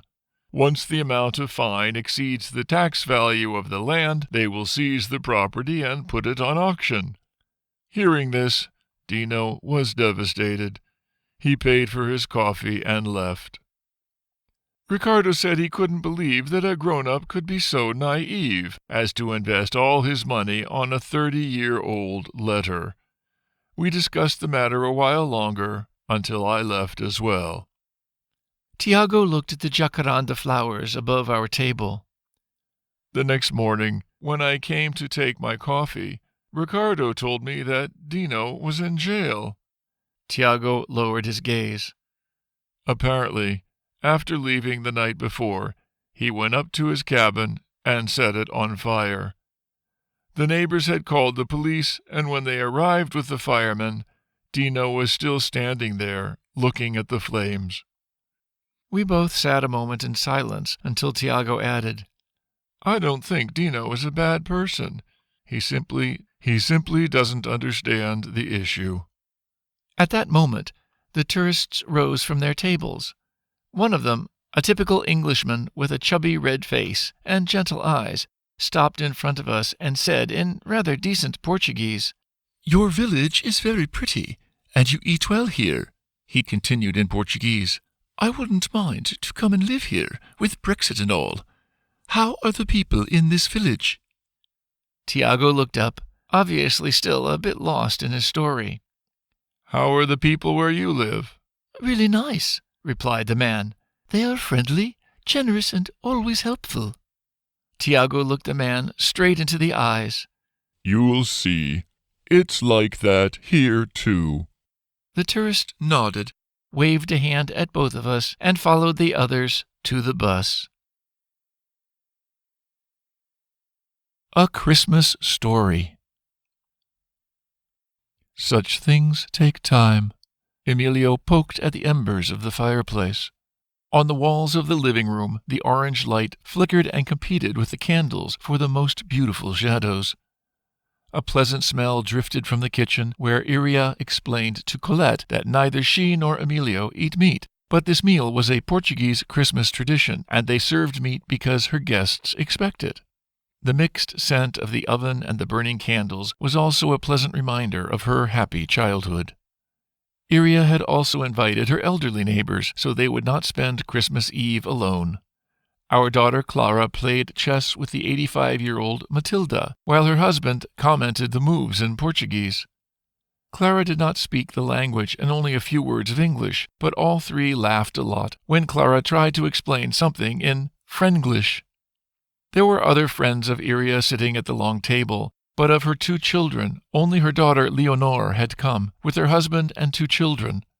Her son Renato was backpacking somewhere in Tanzania. Iria seemed to be in good spirits, but we knew her well enough to notice that something was wrong. 6 months is a long time, I said to Emilio. Late September, I went to her office and didn't notice anything at all.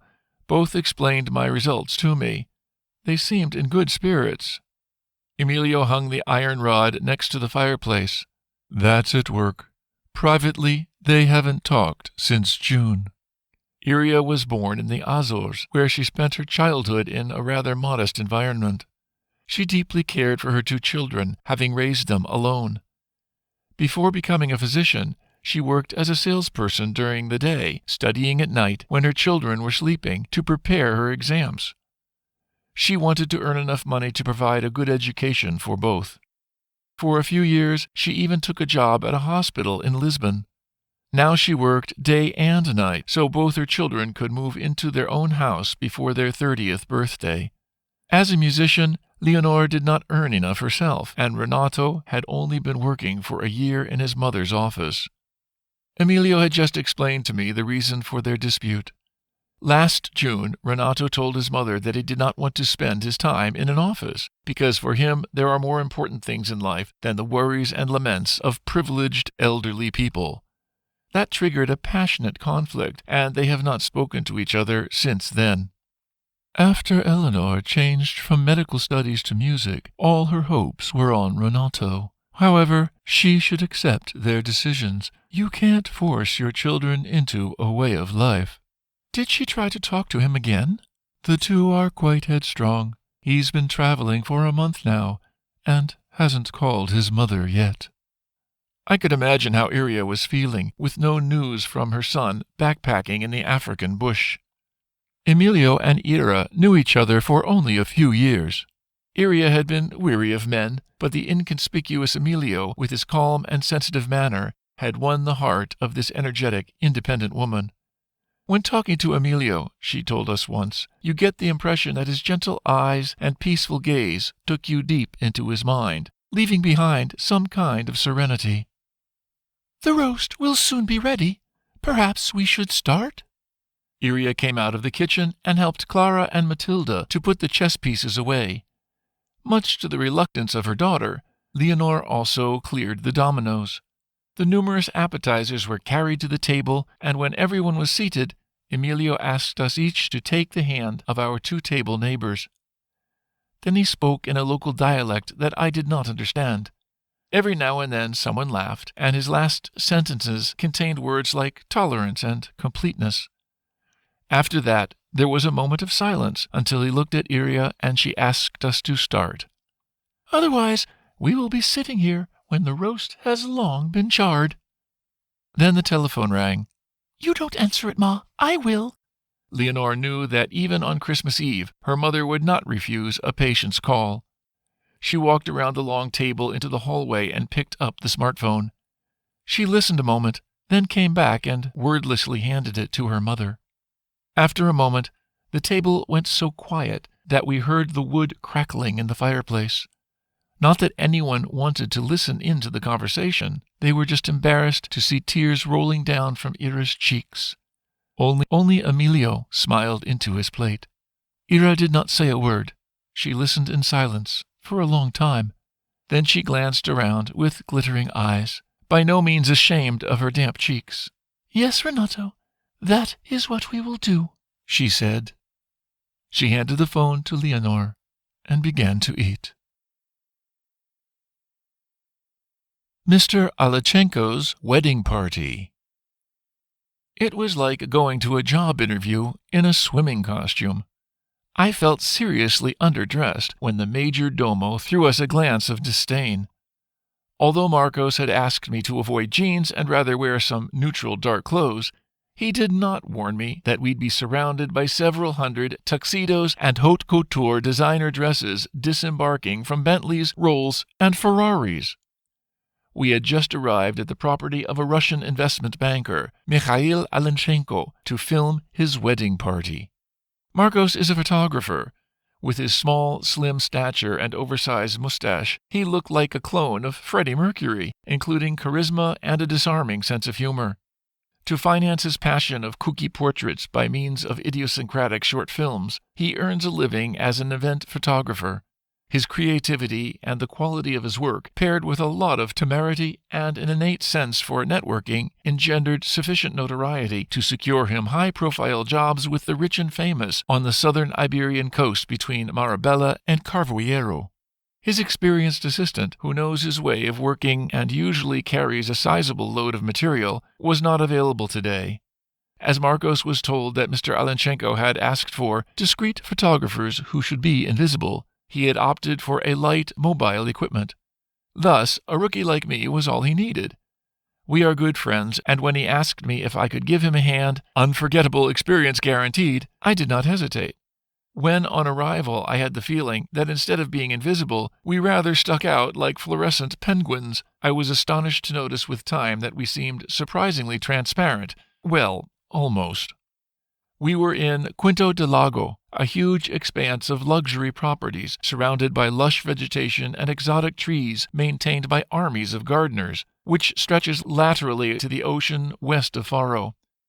When driving along the exquisite calzadas shaded by flowering trees, you feel more like being in Florida or Singapore than in the Algarve.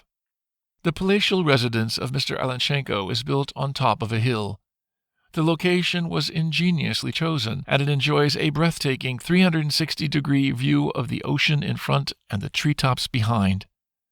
The property thus seems to stretch up to the first mountain range, offering no views of other houses. It is strikingly beautiful, in the delusive way of luxury holiday resorts. Surrounded by a park that covers the slopes of the hill with large expanses of meticulously trimmed grass, shaded by huge century-old trees, the palace pans out across several ample terraces towards the sea. "You'd think he invited the whole jet set between Marabella and Lisbon," I gasped, as we hurried both heavily loaded along the back lanes assigned to the deliverymen. We were already late, and the party obviously started some time ago, but the security personnel wouldn't let Marcos drive his battered Renault Kangoo up to the residence and had forced us to park in an inconspicuous area about 500 meters away. "They came from all over the world," Marcus puffed. He carried the heaviest equipment, which included his Panavision camera and a bulky crate containing his new jewel and pride, a lightweight drone he recently had custom-built for his needs. It could fly almost 45 minutes and was equipped with an array of 3 tiny, high-resolution video cameras that sent the encoded images directly to his server at home. As soon as we arrived at the cabin assigned to the staff, Marcos quickly unpacked his camera while he explained that my job consisted in keeping an eye on his equipment. "Damn it! I left the battery of the camera in the car," he blurted. "It's below the dashboard. The event manager interrupted further explanations when he peered through the door. "Hurry up! You need to film the bride preparing with her maids. They're almost finished." Marcos grabbed his camera, and while rushing towards the door, he added, over his shoulder, "Fetch the battery as soon as you can, and meet me at the residence." I raced to the car, grabbed the equipment, and dashed back to the mansion. When I was still desperately trying to convince an obnoxious security guard to show me the way to the bride's quarters, Marcos appeared on the stairs, grinning at me. He led me back to the cabin, where he explained, "I had no choice but to hold the heavy Panavision in one hand and film the whole scene on my smartphone, holding it above the camera as if it were some measuring device. The girls didn't pay any attention. It's a high-end smartphone. The image quality will be okay, and I can still improve it on the computer."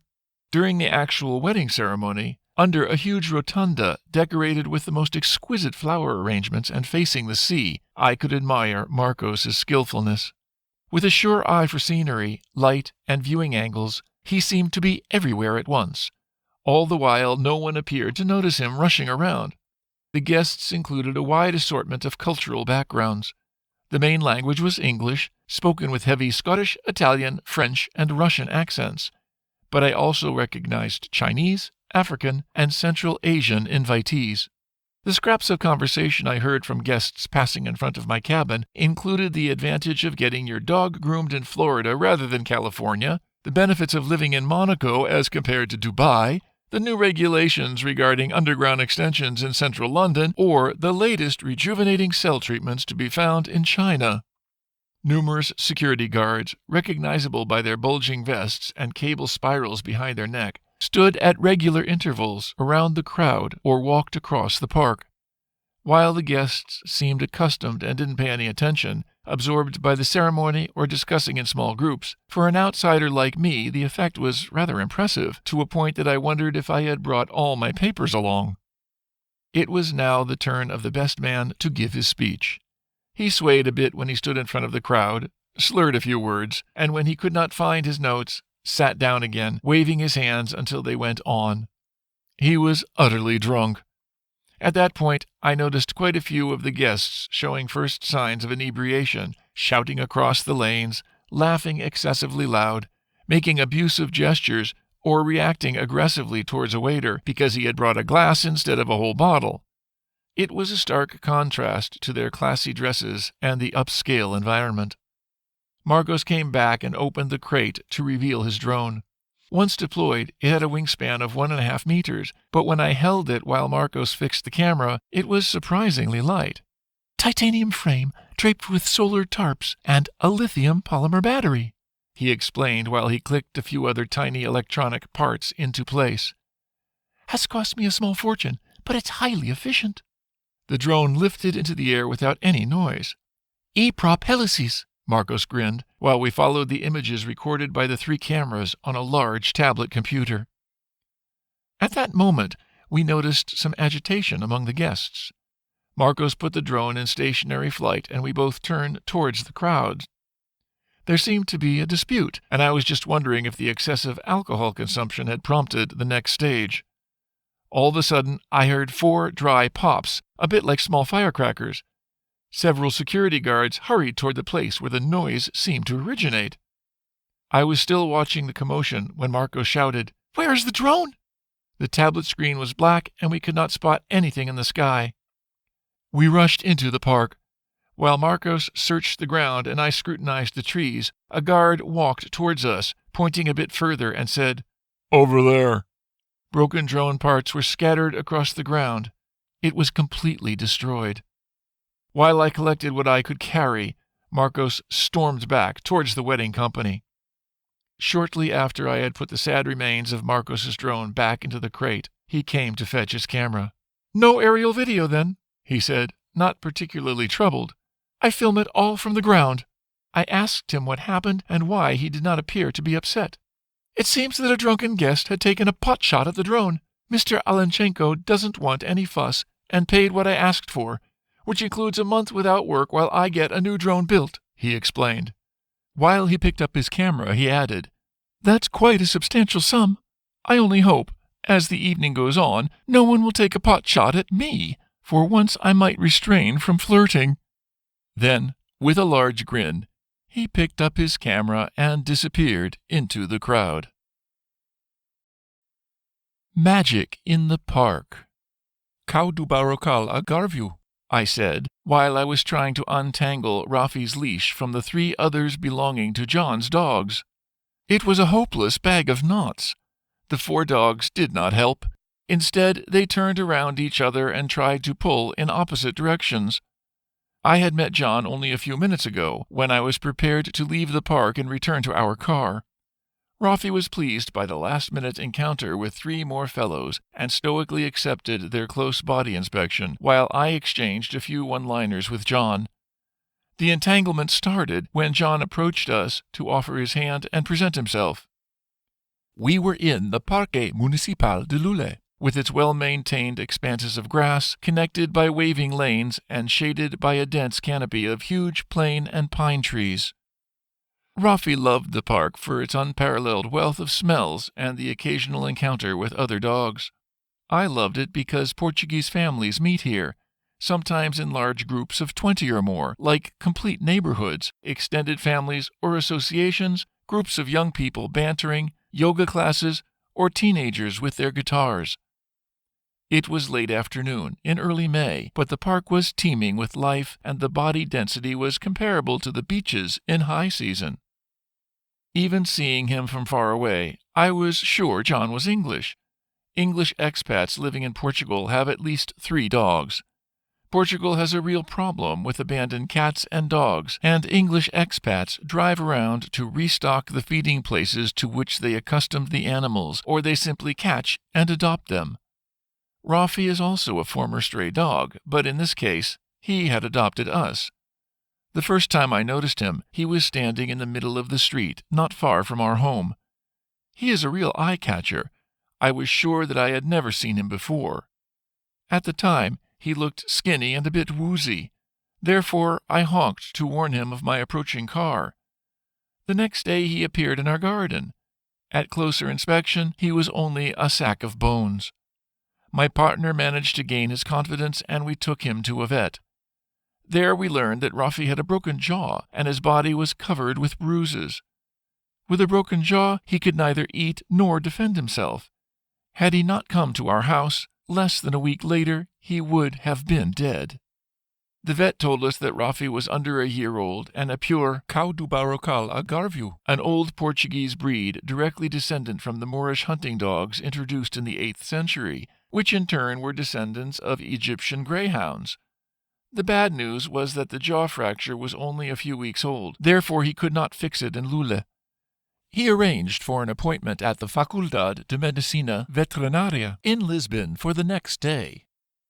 "Never heard of that breed," John answered, while we were still trying to undo the knots. "Mine are simply stray dogs." "Rafi as well, John, but listen, I will unleash him and we'll both stand aside. It will give you a better chance to untangle this mess." While I sat in the grass holding my dog and listening to John recounting the story of his 3 adoptees, I closed my eyes to enjoy the warmth and the smells of spring. In the background, behind John's voice, I heard the Lula rugby team on their training ground next to the park. The air was filled with the joyful screams of several dozen children, echoing from under the canopy. Opening my eyes again, I noticed a man with a colorful frock carrying an upright bass. He looked utterly out of place among this motley crowd. When he found a patch of empty space amid the people, he started tuning his instrument. Within less than a minute, 4 other musicians, equally dressed in gaudy clothes, appeared from different directions: 2 flutes, a violin, and some sort of xylophone. Once they had joined, next to their fellow musicians, they did not even greet each other, but immediately started to play a few notes of what I immediately recognized as part of Carmina Burana. It was the beginning of the 3rd movement, Primavera, or Spring. A young woman, who until now sat discussing with others in the middle of the crowd, stood up and started singing the Latin text with a surprisingly strong voice that managed to overlay the noise in the park. One by one, 3 other women stood up in other parts of the crowd, and while walking through the groups of people, they answered the same way. By now, many children had stopped playing, and most adults had turned their heads towards the musicians. A few more wood and brass wind instruments appeared out of nowhere, and 2 men delivered a pair of timpani. Until then, the park guests appeared only mildly surprised. However, when the timpani started their powerful banging, and almost simultaneously, several dozen men and women stood up from the afternoon crowd and launched into the awesome Fortuna Imperatrix Mundi in one thunderous voice. The whole park had transformed into a concert hall. It was not the full orchestration, but more than 50 musicians were playing, and as many choristers were spread over a large area among the crowd. The reverberation below the canopy was astounding. Even the group of teenagers from the roller skate ground watched rapturously. When the movement stopped, which was quite abruptly, there was a moment of silence before several hundred people gathered in the park, jumping up to their feet and started clapping their hands and shouting approval for several minutes. Most of them would never have even thought of visiting a concert hall. This surprise performance in such an unusual place added to the incredible effect. The musicians played a few other chosen pieces of Karl Orff's cantata. Afterwards, the musicians and singers were engaged in discussions. Many were invited by the people to sit down with them and share their food and drinks, thus transferring Carmina Burana into the real life. "Sorry about the leash entanglement." John had finally managed to solve the knots. "On the contrary, John, I'm really glad it happened. I was on my way home. If it wasn't for our dogs, I would have missed this unique event." "Pleased to hear that," John smiled. "It shows that everyone should adopt a stray dog in Portugal. They enrich your life and add a dimension that otherwise you would have missed." "I can only agree. As Freddie Mercury said, it's a kind of magic. Have a good weekend, John." We only raised our hands to say goodbye. Better safe than sorry. Lost in the hills. The chilly wind and overcast sky added to the grim appearance of the sparsely covered hills. A quick glance on my old mobile phone showed that there was no coverage and that we had walked by now for more than 2 hours. A while ago, we had left what could still have passed for a trail and were by now wandering aimlessly across the hills. At least, that was my impression. It was impossible to make out the sun behind the heavy clouds, so I had no indication to be sure that we did not walk in circles. We were somewhere northeast of Salir, a vast, mostly uninhabited area where a few long-abandoned ruins is all you can hope to find, should the need arise. The landscape has nothing inviting. Long ago, these hills were probably covered with forests, but centuries of mismanagement and fire have gradually transformed them into a dry bush land. My companion did not talk a lot. Alfonso must have been more than 90 years old.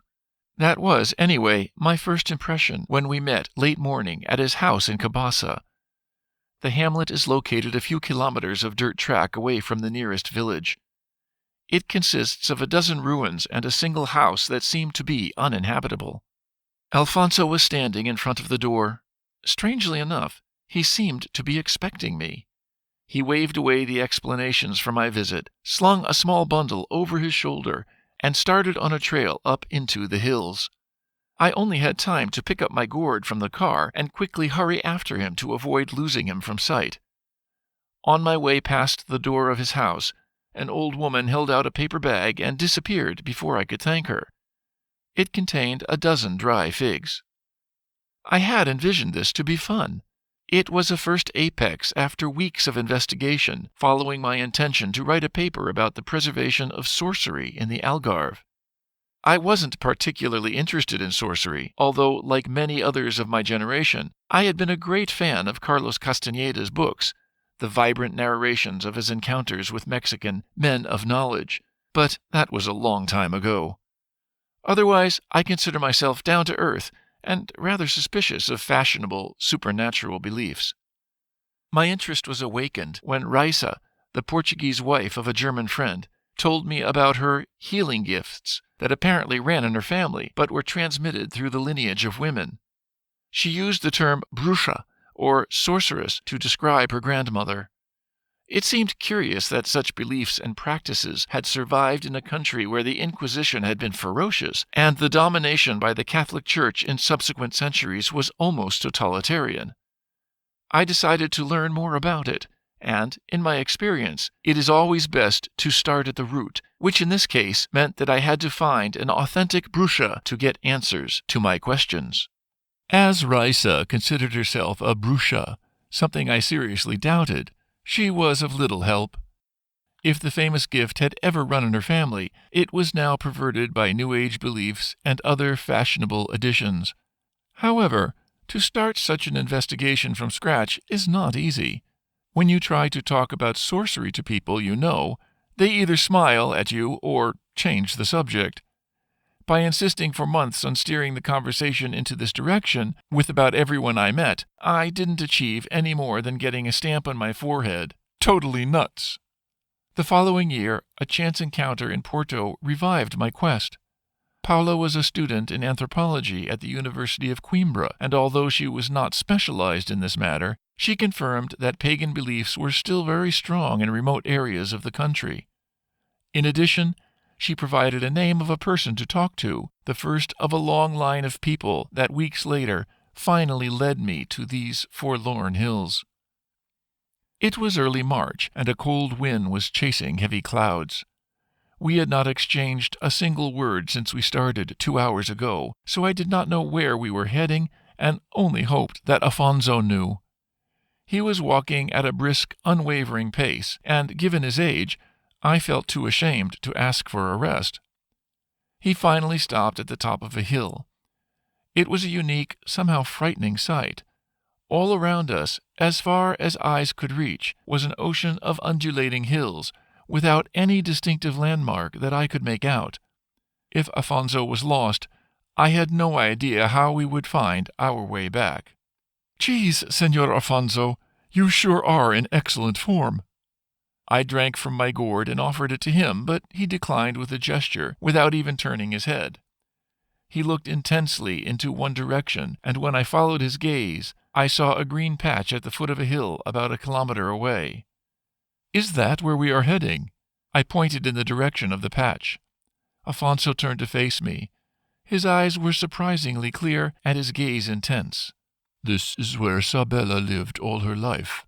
Why do you want to meet her?" I tried to avoid answering his question directly. By experience, wanting to write a story about a sorcerer is not usually perceived as sufficient reason to meet one. "Didn't they explain to you?" "Who?" Afonso's gaze intensified. "Well, those who told you that I will come today." "She told me last week that you will come today. I didn't speak to anyone else." He emphasized the she, and I supposed he referred to his wife, although I wondered how she would have known. While picking a fig from the paper and offering him the bag, I used the opportunity to change the subject. "How can anyone survive out here? There aren't even proper trails." "She has water and finds all she needs in the surroundings. I come by every month to bring matches, sugar, and salt." "How old is she?" "My age." That answer was not very helpful, but Afonso already started down the hill, so I followed. 20 minutes later we approached what from above looked like a lush green patch, but now revealed to be an impenetrable thicket. Huge trees were overgrown with ivy and thorns, and dense vegetation had invaded the ground. In the midst of the tangle stood a small stone house, looking abandoned. Afonso stood a few steps away and gazed at the house. I could not believe that the old man had brought me all this way out here only to show me a ruin, so I bent the branches and stepped above the overgrown logs to knock at the door. As no one answered, I tried the handle. It was not locked. I opened a gap and shouted, "Good afternoon, Mrs. Sabella. May I come into your house? I'm here with Mr. Alfonso to visit." No answer. I pushed the door completely and looked into the large single-room house. Everything was perfectly tidy. The pots along the mantelpiece, bunches of dried herbs hanging from the rafters, dozens of pots and jars containing assortments of plants and other matters neatly arranged on shelves. Above the perfectly made bed, along the rear wall, hung a small poster of the Dalai Lama and another of what probably was a representation of the Virgin Maria, surrounded by a few yellow photos and several pieces of paper pinned to the wall. A single chair stood in front of a small table, and on the table nothing but a plate, a glass, and a jar. It almost seemed as if someone just left for an errand, if it were not for the thick layer of dust. I closed the door and met Afonso where I left him 5 minutes ago, still staring at the house.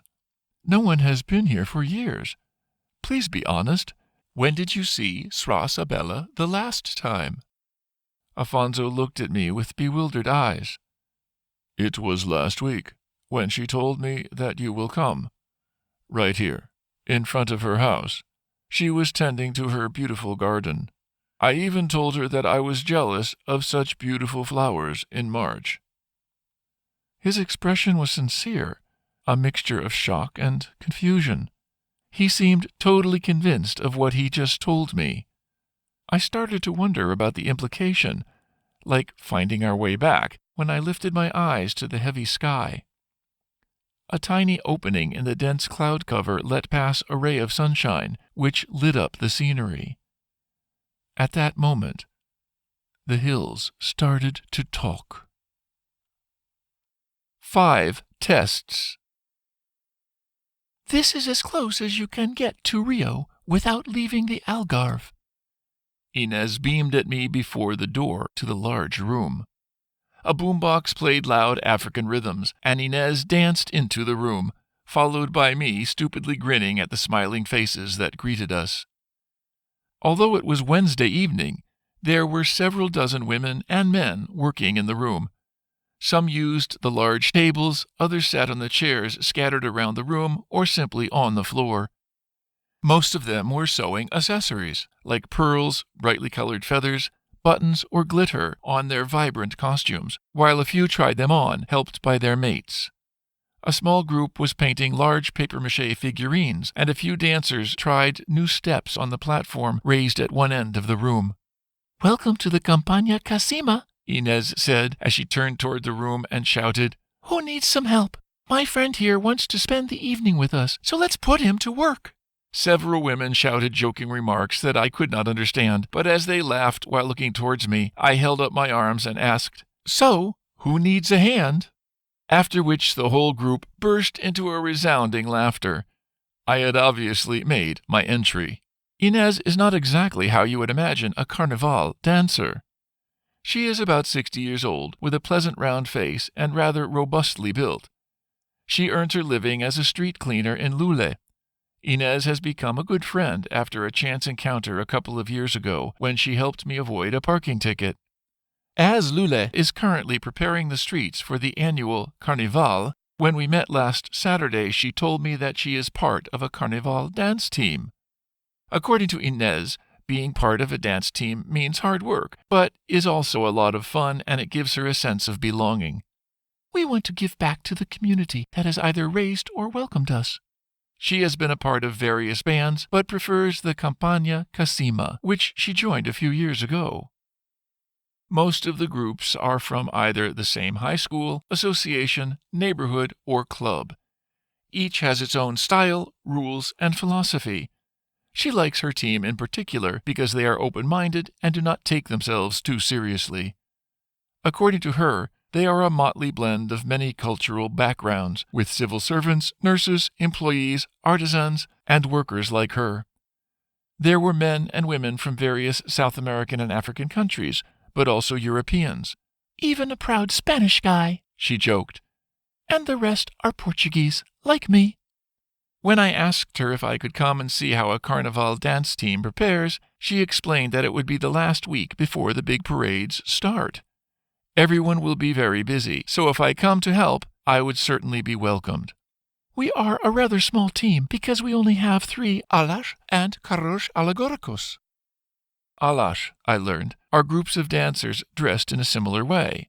During the parade, they are separated by the carros alegóricos, or floats in English, which are the special attraction of each samba school, with their best dancers and most beautiful costumes on top of the floats. While I walked around the room, admiring the exquisite dresses and looking for someone who would need some help, a voice called me. "Hey, brother, come and give me a hand." When I turned around, a young woman greeted me. She was in her early 20s. "I'm Anna. And you?" Anna had just put on a gorgeous costume and obviously needed help to sew a golden strip that had fallen off.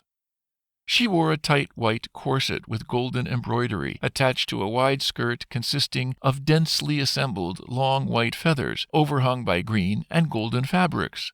On her head, she wore a matching white feather helmet with golden embroidery, framing her deep tanned face.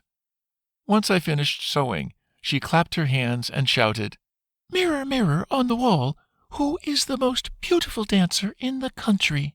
While she danced around the room, she gathered shouted compliments from her companions. After asking a friend to unbutton her, Anna disappeared behind the curtains at the end of the room. The women working with her at the table explained that Anna will be the porta-bandera, or the flag-bearer this year, and will present the flag of the Campagna Casima together with the mestra sala, who apparently had not yet arrived. "Be careful with Anna," one of the women joked. "If she sets her sights on you, she will challenge you to a duel." The others were still laughing when Anna arrived and asked, "What is so funny?" One of the women explained, and Anna studied me for a moment.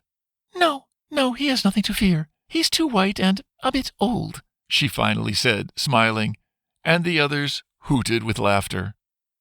Anna showed me how to help her fix more golden glitter on the long green fabrics that will overlap her feathery skirt. Now in her everyday clothes, less covered than by her samba costume, I noticed that she looked stunning and probably had many suitors. "So you challenge your partners to a duel?" I asked. "And how many did you kill already?" Anna laughed, but did not reply. After a moment, she stopped sewing and looked at me, rather seriously. "I don't want to end up like my parents. They were very young when they fell in love and came to live in Portugal. But once my siblings arrived, my father got violent with my ma. At one point it was so bad that he was put in jail. My mother was frightened and returned to her family in Brazil. She preferred poverty to the terror of that man. Everyone thought my father was a great guy, helpful, handsome, and charming. We knew his dark side. It marked me deeply, and for life. Still very young, I already asked myself how to make sure that I wouldn't fall into the same trap. You may like someone and think you both have a lot in common. He may be courteous and gracious, but like most men, when they are courting you, that doesn't mean a lot. It can be a mask, or perhaps he is even deluding himself. You need to get behind the facade. So, when I start to like someone, I make him pass a few tests." The women at the table were silent and looked down at their work. In spite of the seriousness of what she just said, Anna smiled when she looked at me. "I start poking fun at him. That's my first test. You can't imagine how many guys fail that one already. They can't bear it when a woman makes fun of them. That's a no-go for me. After that, I ask him what his ideal self is. I noticed that by answering this question, people are unaware that they will tell you what they expect you to be to match that ideal. If that goes well," she continues, "I will ask to meet his friends. In most cases, his behavior will change completely in company of his best friends, and they will reveal hidden aspects of his character. If a guy ever passes that test, he faces my second last challenge. I will invite him and a few friends to play games. Most are seemingly bored when we begin, but you know, people get so engrossed in a game, and they let their masks drop and show their real character." I was impressed by the maturity and cleverness of this young woman. For sure, she is a knockout, a head-turner in the street, but her ideas about relationships contrast with her looks. "So, no shooting. You prefer psychological dueling. That's better. Has anyone passed all your tests?" At that moment, the batteria started. Inez had explained that the drumming section, the batteria, leads the pace of the parade. The faster and stronger the pace of the batteria, the faster the dancers usually parade. The perfect combination of sounds emitted by the various tools used to produce the rhythm will show the creativity and versatility of the band. The batteria of Campagna Casima had drums of various sizes: tambourines, shakers, pans, whistles, jingle sticks, bells, and rico-rico, which is a frame with large springs that are scraped. They seemed pretty good, and most of the people in the room dropped what they were doing to start dancing. I myself was taken by the rhythm and joined in, although a bit messily, trying to imitate a few simple paces that I could pick up left and right. After the batteria stopped and we were back at our table, the women next to Anna replied in her place. "None of Anna's suitors passed the 5th test, so far." Anna laughed. "A few times, but it was pathetic. My ultimate challenge is to ask the guy to write a poem and recite it to me by heart. It will show his creativity, his sensibility, and also if he is willing to make such an unusual effort for me." Inez had joined us in her beautiful dress of ala das Baianas, which is another exceptional feature of the Campagna Casima. The Baianas are in fact a typical Brazilian samba section, unknown in Portugal. This old aunt section of the parade is composed of older dancers in superbly elaborate dresses made of a torso, a coat, a large skirt, and a hat. "I never heard Anna explain her tests to anyone beforehand," Inez joked. "It's like you got the results before you start the exam." "He's too white and too old anyway," Anna and 2 of her mates at the table replied in chorus, and we all laughed. At that moment, a good-looking young man with a sympathetic smile on his face entered the room. He was dressed in a costume matching that of Anna. "Ah, the Mestre Sala!" Inez exclaimed, and then, turning towards me, she added, "Victor just arrived 3 months ago from Liria, where he had been a member of a samba school." I noticed that his arrival had slightly changed the ambience in the room. A few women glanced towards our table. The literal translation of Mestre-Sala would be the master of the room, but in fact, the Mestre-Sala is the partner of the porta-bandera. During the parade, he will dance around her to pay tribute and protect her, as well as draw the spectators' attention to both the flag and the porta-bandera. Mandatory dance steps and a strict set of rules regulate both their moves. They are, for example, forbidden to turn their backs to each other at the same time. Their porta-bandera must not let the flag wrap around her or touch her body with the pole while speaking with each other, dropping a hat, or slips, or serious mistakes. When Victor came to our table and greeted everyone individually with a little banter, including me, "Hi, it seems that Inez has recruited a new baiana." Anna was last. They smiled at each other, and when they both went off toward the stage to rehearse their steps, I asked, "Did he already?" Inez turned swiftly around and scolded me. "Don't you dare tell him anything, not a word, or I will make sure you get a parking fine next Saturday." When the women at our table laughed, Inez winked at me and went back to join the other baianas. At the train station. Flavia had been silent all the way. She is not very loquacious at the best of times, but since we left her home in the hills above the village, she had essentially ignored my attempts to make conversation and barely contributed with monosyllables. When I passed her house this morning, she had asked if I could drive her early afternoon to the Lule railway station. When I came to pick her up, she was already standing at the gate with a small pack thrown over her shoulder. She did not answer when I asked where she was traveling, and she seemed rather tense. I did not insist. Located about 5 kilometers south of the town center, Lule's ancient train station had obviously recently been restored. Still preserving its 19th century characteristics, it reminds you of the toy trains some of us enjoyed as a kid. The architecture is very unusual for southern Portugal, where steep and high multi-pane windows seem a bit odd. I have seen the same model in the northern Douro Valley, and suppose that 130 years ago it seemed a reasonable compromise for the Infraestruturas de Portugal, the owner of the Linha do Algarve, to use this type of building as a blueprint for all smaller stations across the country. Being the only train station in Lule's urban area of almost 70,000, the building seems rather cute. The waiting room is tiny, with a ticket counter right at the entrance. While the Algarve railway network is essentially one-dimensional, with one single track connecting the Spanish border to the west coast, or via Tunes to the north of Portugal, it fans out at the Lule station into 3 tracks served by 2 platforms. This may appear like sham, because the 3 tracks reunite into a single one only 500 meters left and right from the station. But I suppose that the 2 supplementary tracks are used to unblock the line when another train arrives from the opposite direction.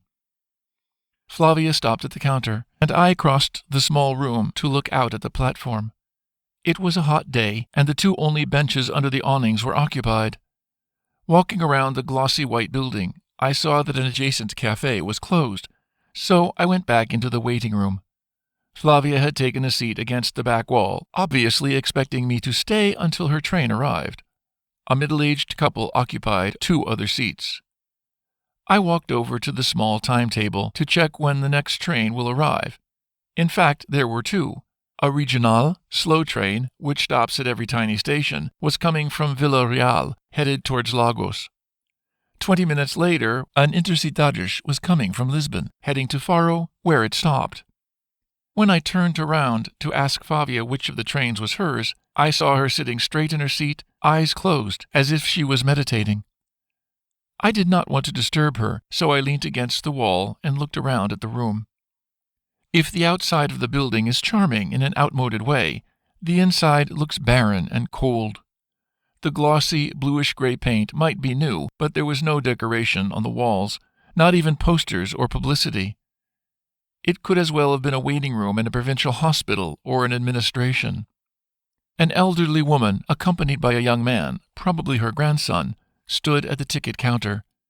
She was talking to the operator while her grandson set eagerly to work on his smartphone, using both thumbs. It reminded me of my daughter laughing when I admired her thumb's dexterity and admitted that I have never been able to achieve sufficient accuracy with mine. The old woman exchanged a few words with her grandson, who kissed her goodbye and left. She went to sit right next to Flavia, although there was a row of empty seats nearby. "These youngsters today," she said to Flavia, who had her eyes still closed. "I need to tell you." "Wait!" Flavia opened her eyes. Her voice was harsh. She turned towards the woman. "Did you check if your story is true?" The old woman looked surprised. No, someone else told me about it, but—" Flavia cut her off again. "Is it pleasant?" she asked, emphasizing the last word. The old woman hesitated. "No, not really. On the contrary, it—" Flavia was not afraid of being impolite, and she cut off the old woman again. "Is it at least urgent?" The woman looked completely confused.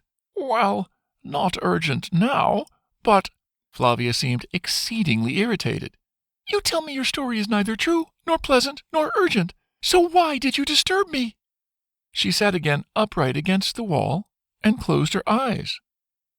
The old woman looked at her for a moment, eyes and mouth wide open. Then she stood up and chose the seat furthest away from Flavia. While I abhor gossip myself, I was startled by Flavia's reaction and had to acknowledge that I barely knew her.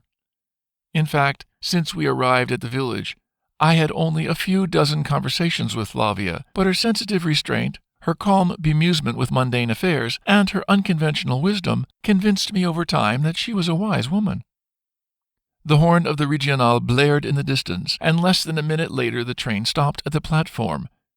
It was a bit dirty and completely covered with moronic wasp and cams tags. A few dozen people left the train, while the old woman and the people from the outside benches boarded it. When the commuters rushed through the waiting room, Flavia did not even open her eyes. She sat straight on her seat as if she were frozen in time. After her recent display of irritation, I did not want to interrupt Flavia's meditation again, nor did I want to leave without telling her. I decided to wait for the train from Lisbon to Faro, because the next after that would arrive more than 1 hour later. The middle-aged couple spoke in a low voice, leaning against the wall, almost drifting off in the heat. I overheard the man saying to his partner, "When I went to Lisbon last week, I fell asleep on the train, and probably slept for a little while. When I woke up, everyone in the wagon was looking at me with strange smiles. I still don't know why." "You probably spoke in your dream and told everyone where you're hiding your money," the woman replied, smiling at him. He obviously did not think it was funny, and seemed to regret her lack of empathy, because he crossed his arms and put on a sullen face. While Flavia had not moved, for me the 20 minutes dragged on for hours. Apart from a few cars passing, nothing was happening outside, neither on the street nor on the platform. Choosing one of the benches under the awning, I looked at the hazy track in the distance. The silence of the scene and the glimmering air above the rails reminded me of old Western movies. Still lost in my dreams, I heard the horn of the Intercidad and quickly stood up to check on Flavia.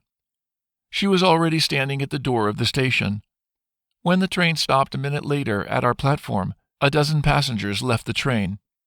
I turned towards Flavia to say goodbye and ask if I shall pick her up on a return, but she looked to the other side. Following her gaze, I saw a young woman standing not far from us, looking straight at Flavia. For a moment, I saw the sun sparkle in the eyes of the young woman, then she rushed into Flavia's arms. "How did you know I was coming? I didn't tell anyone." Flavia did not reply. Instead, with tears rolling down her cheeks, she hugged the young woman for a long time. I stood there, a bit awkwardly smiling, but totally ignored by the two women.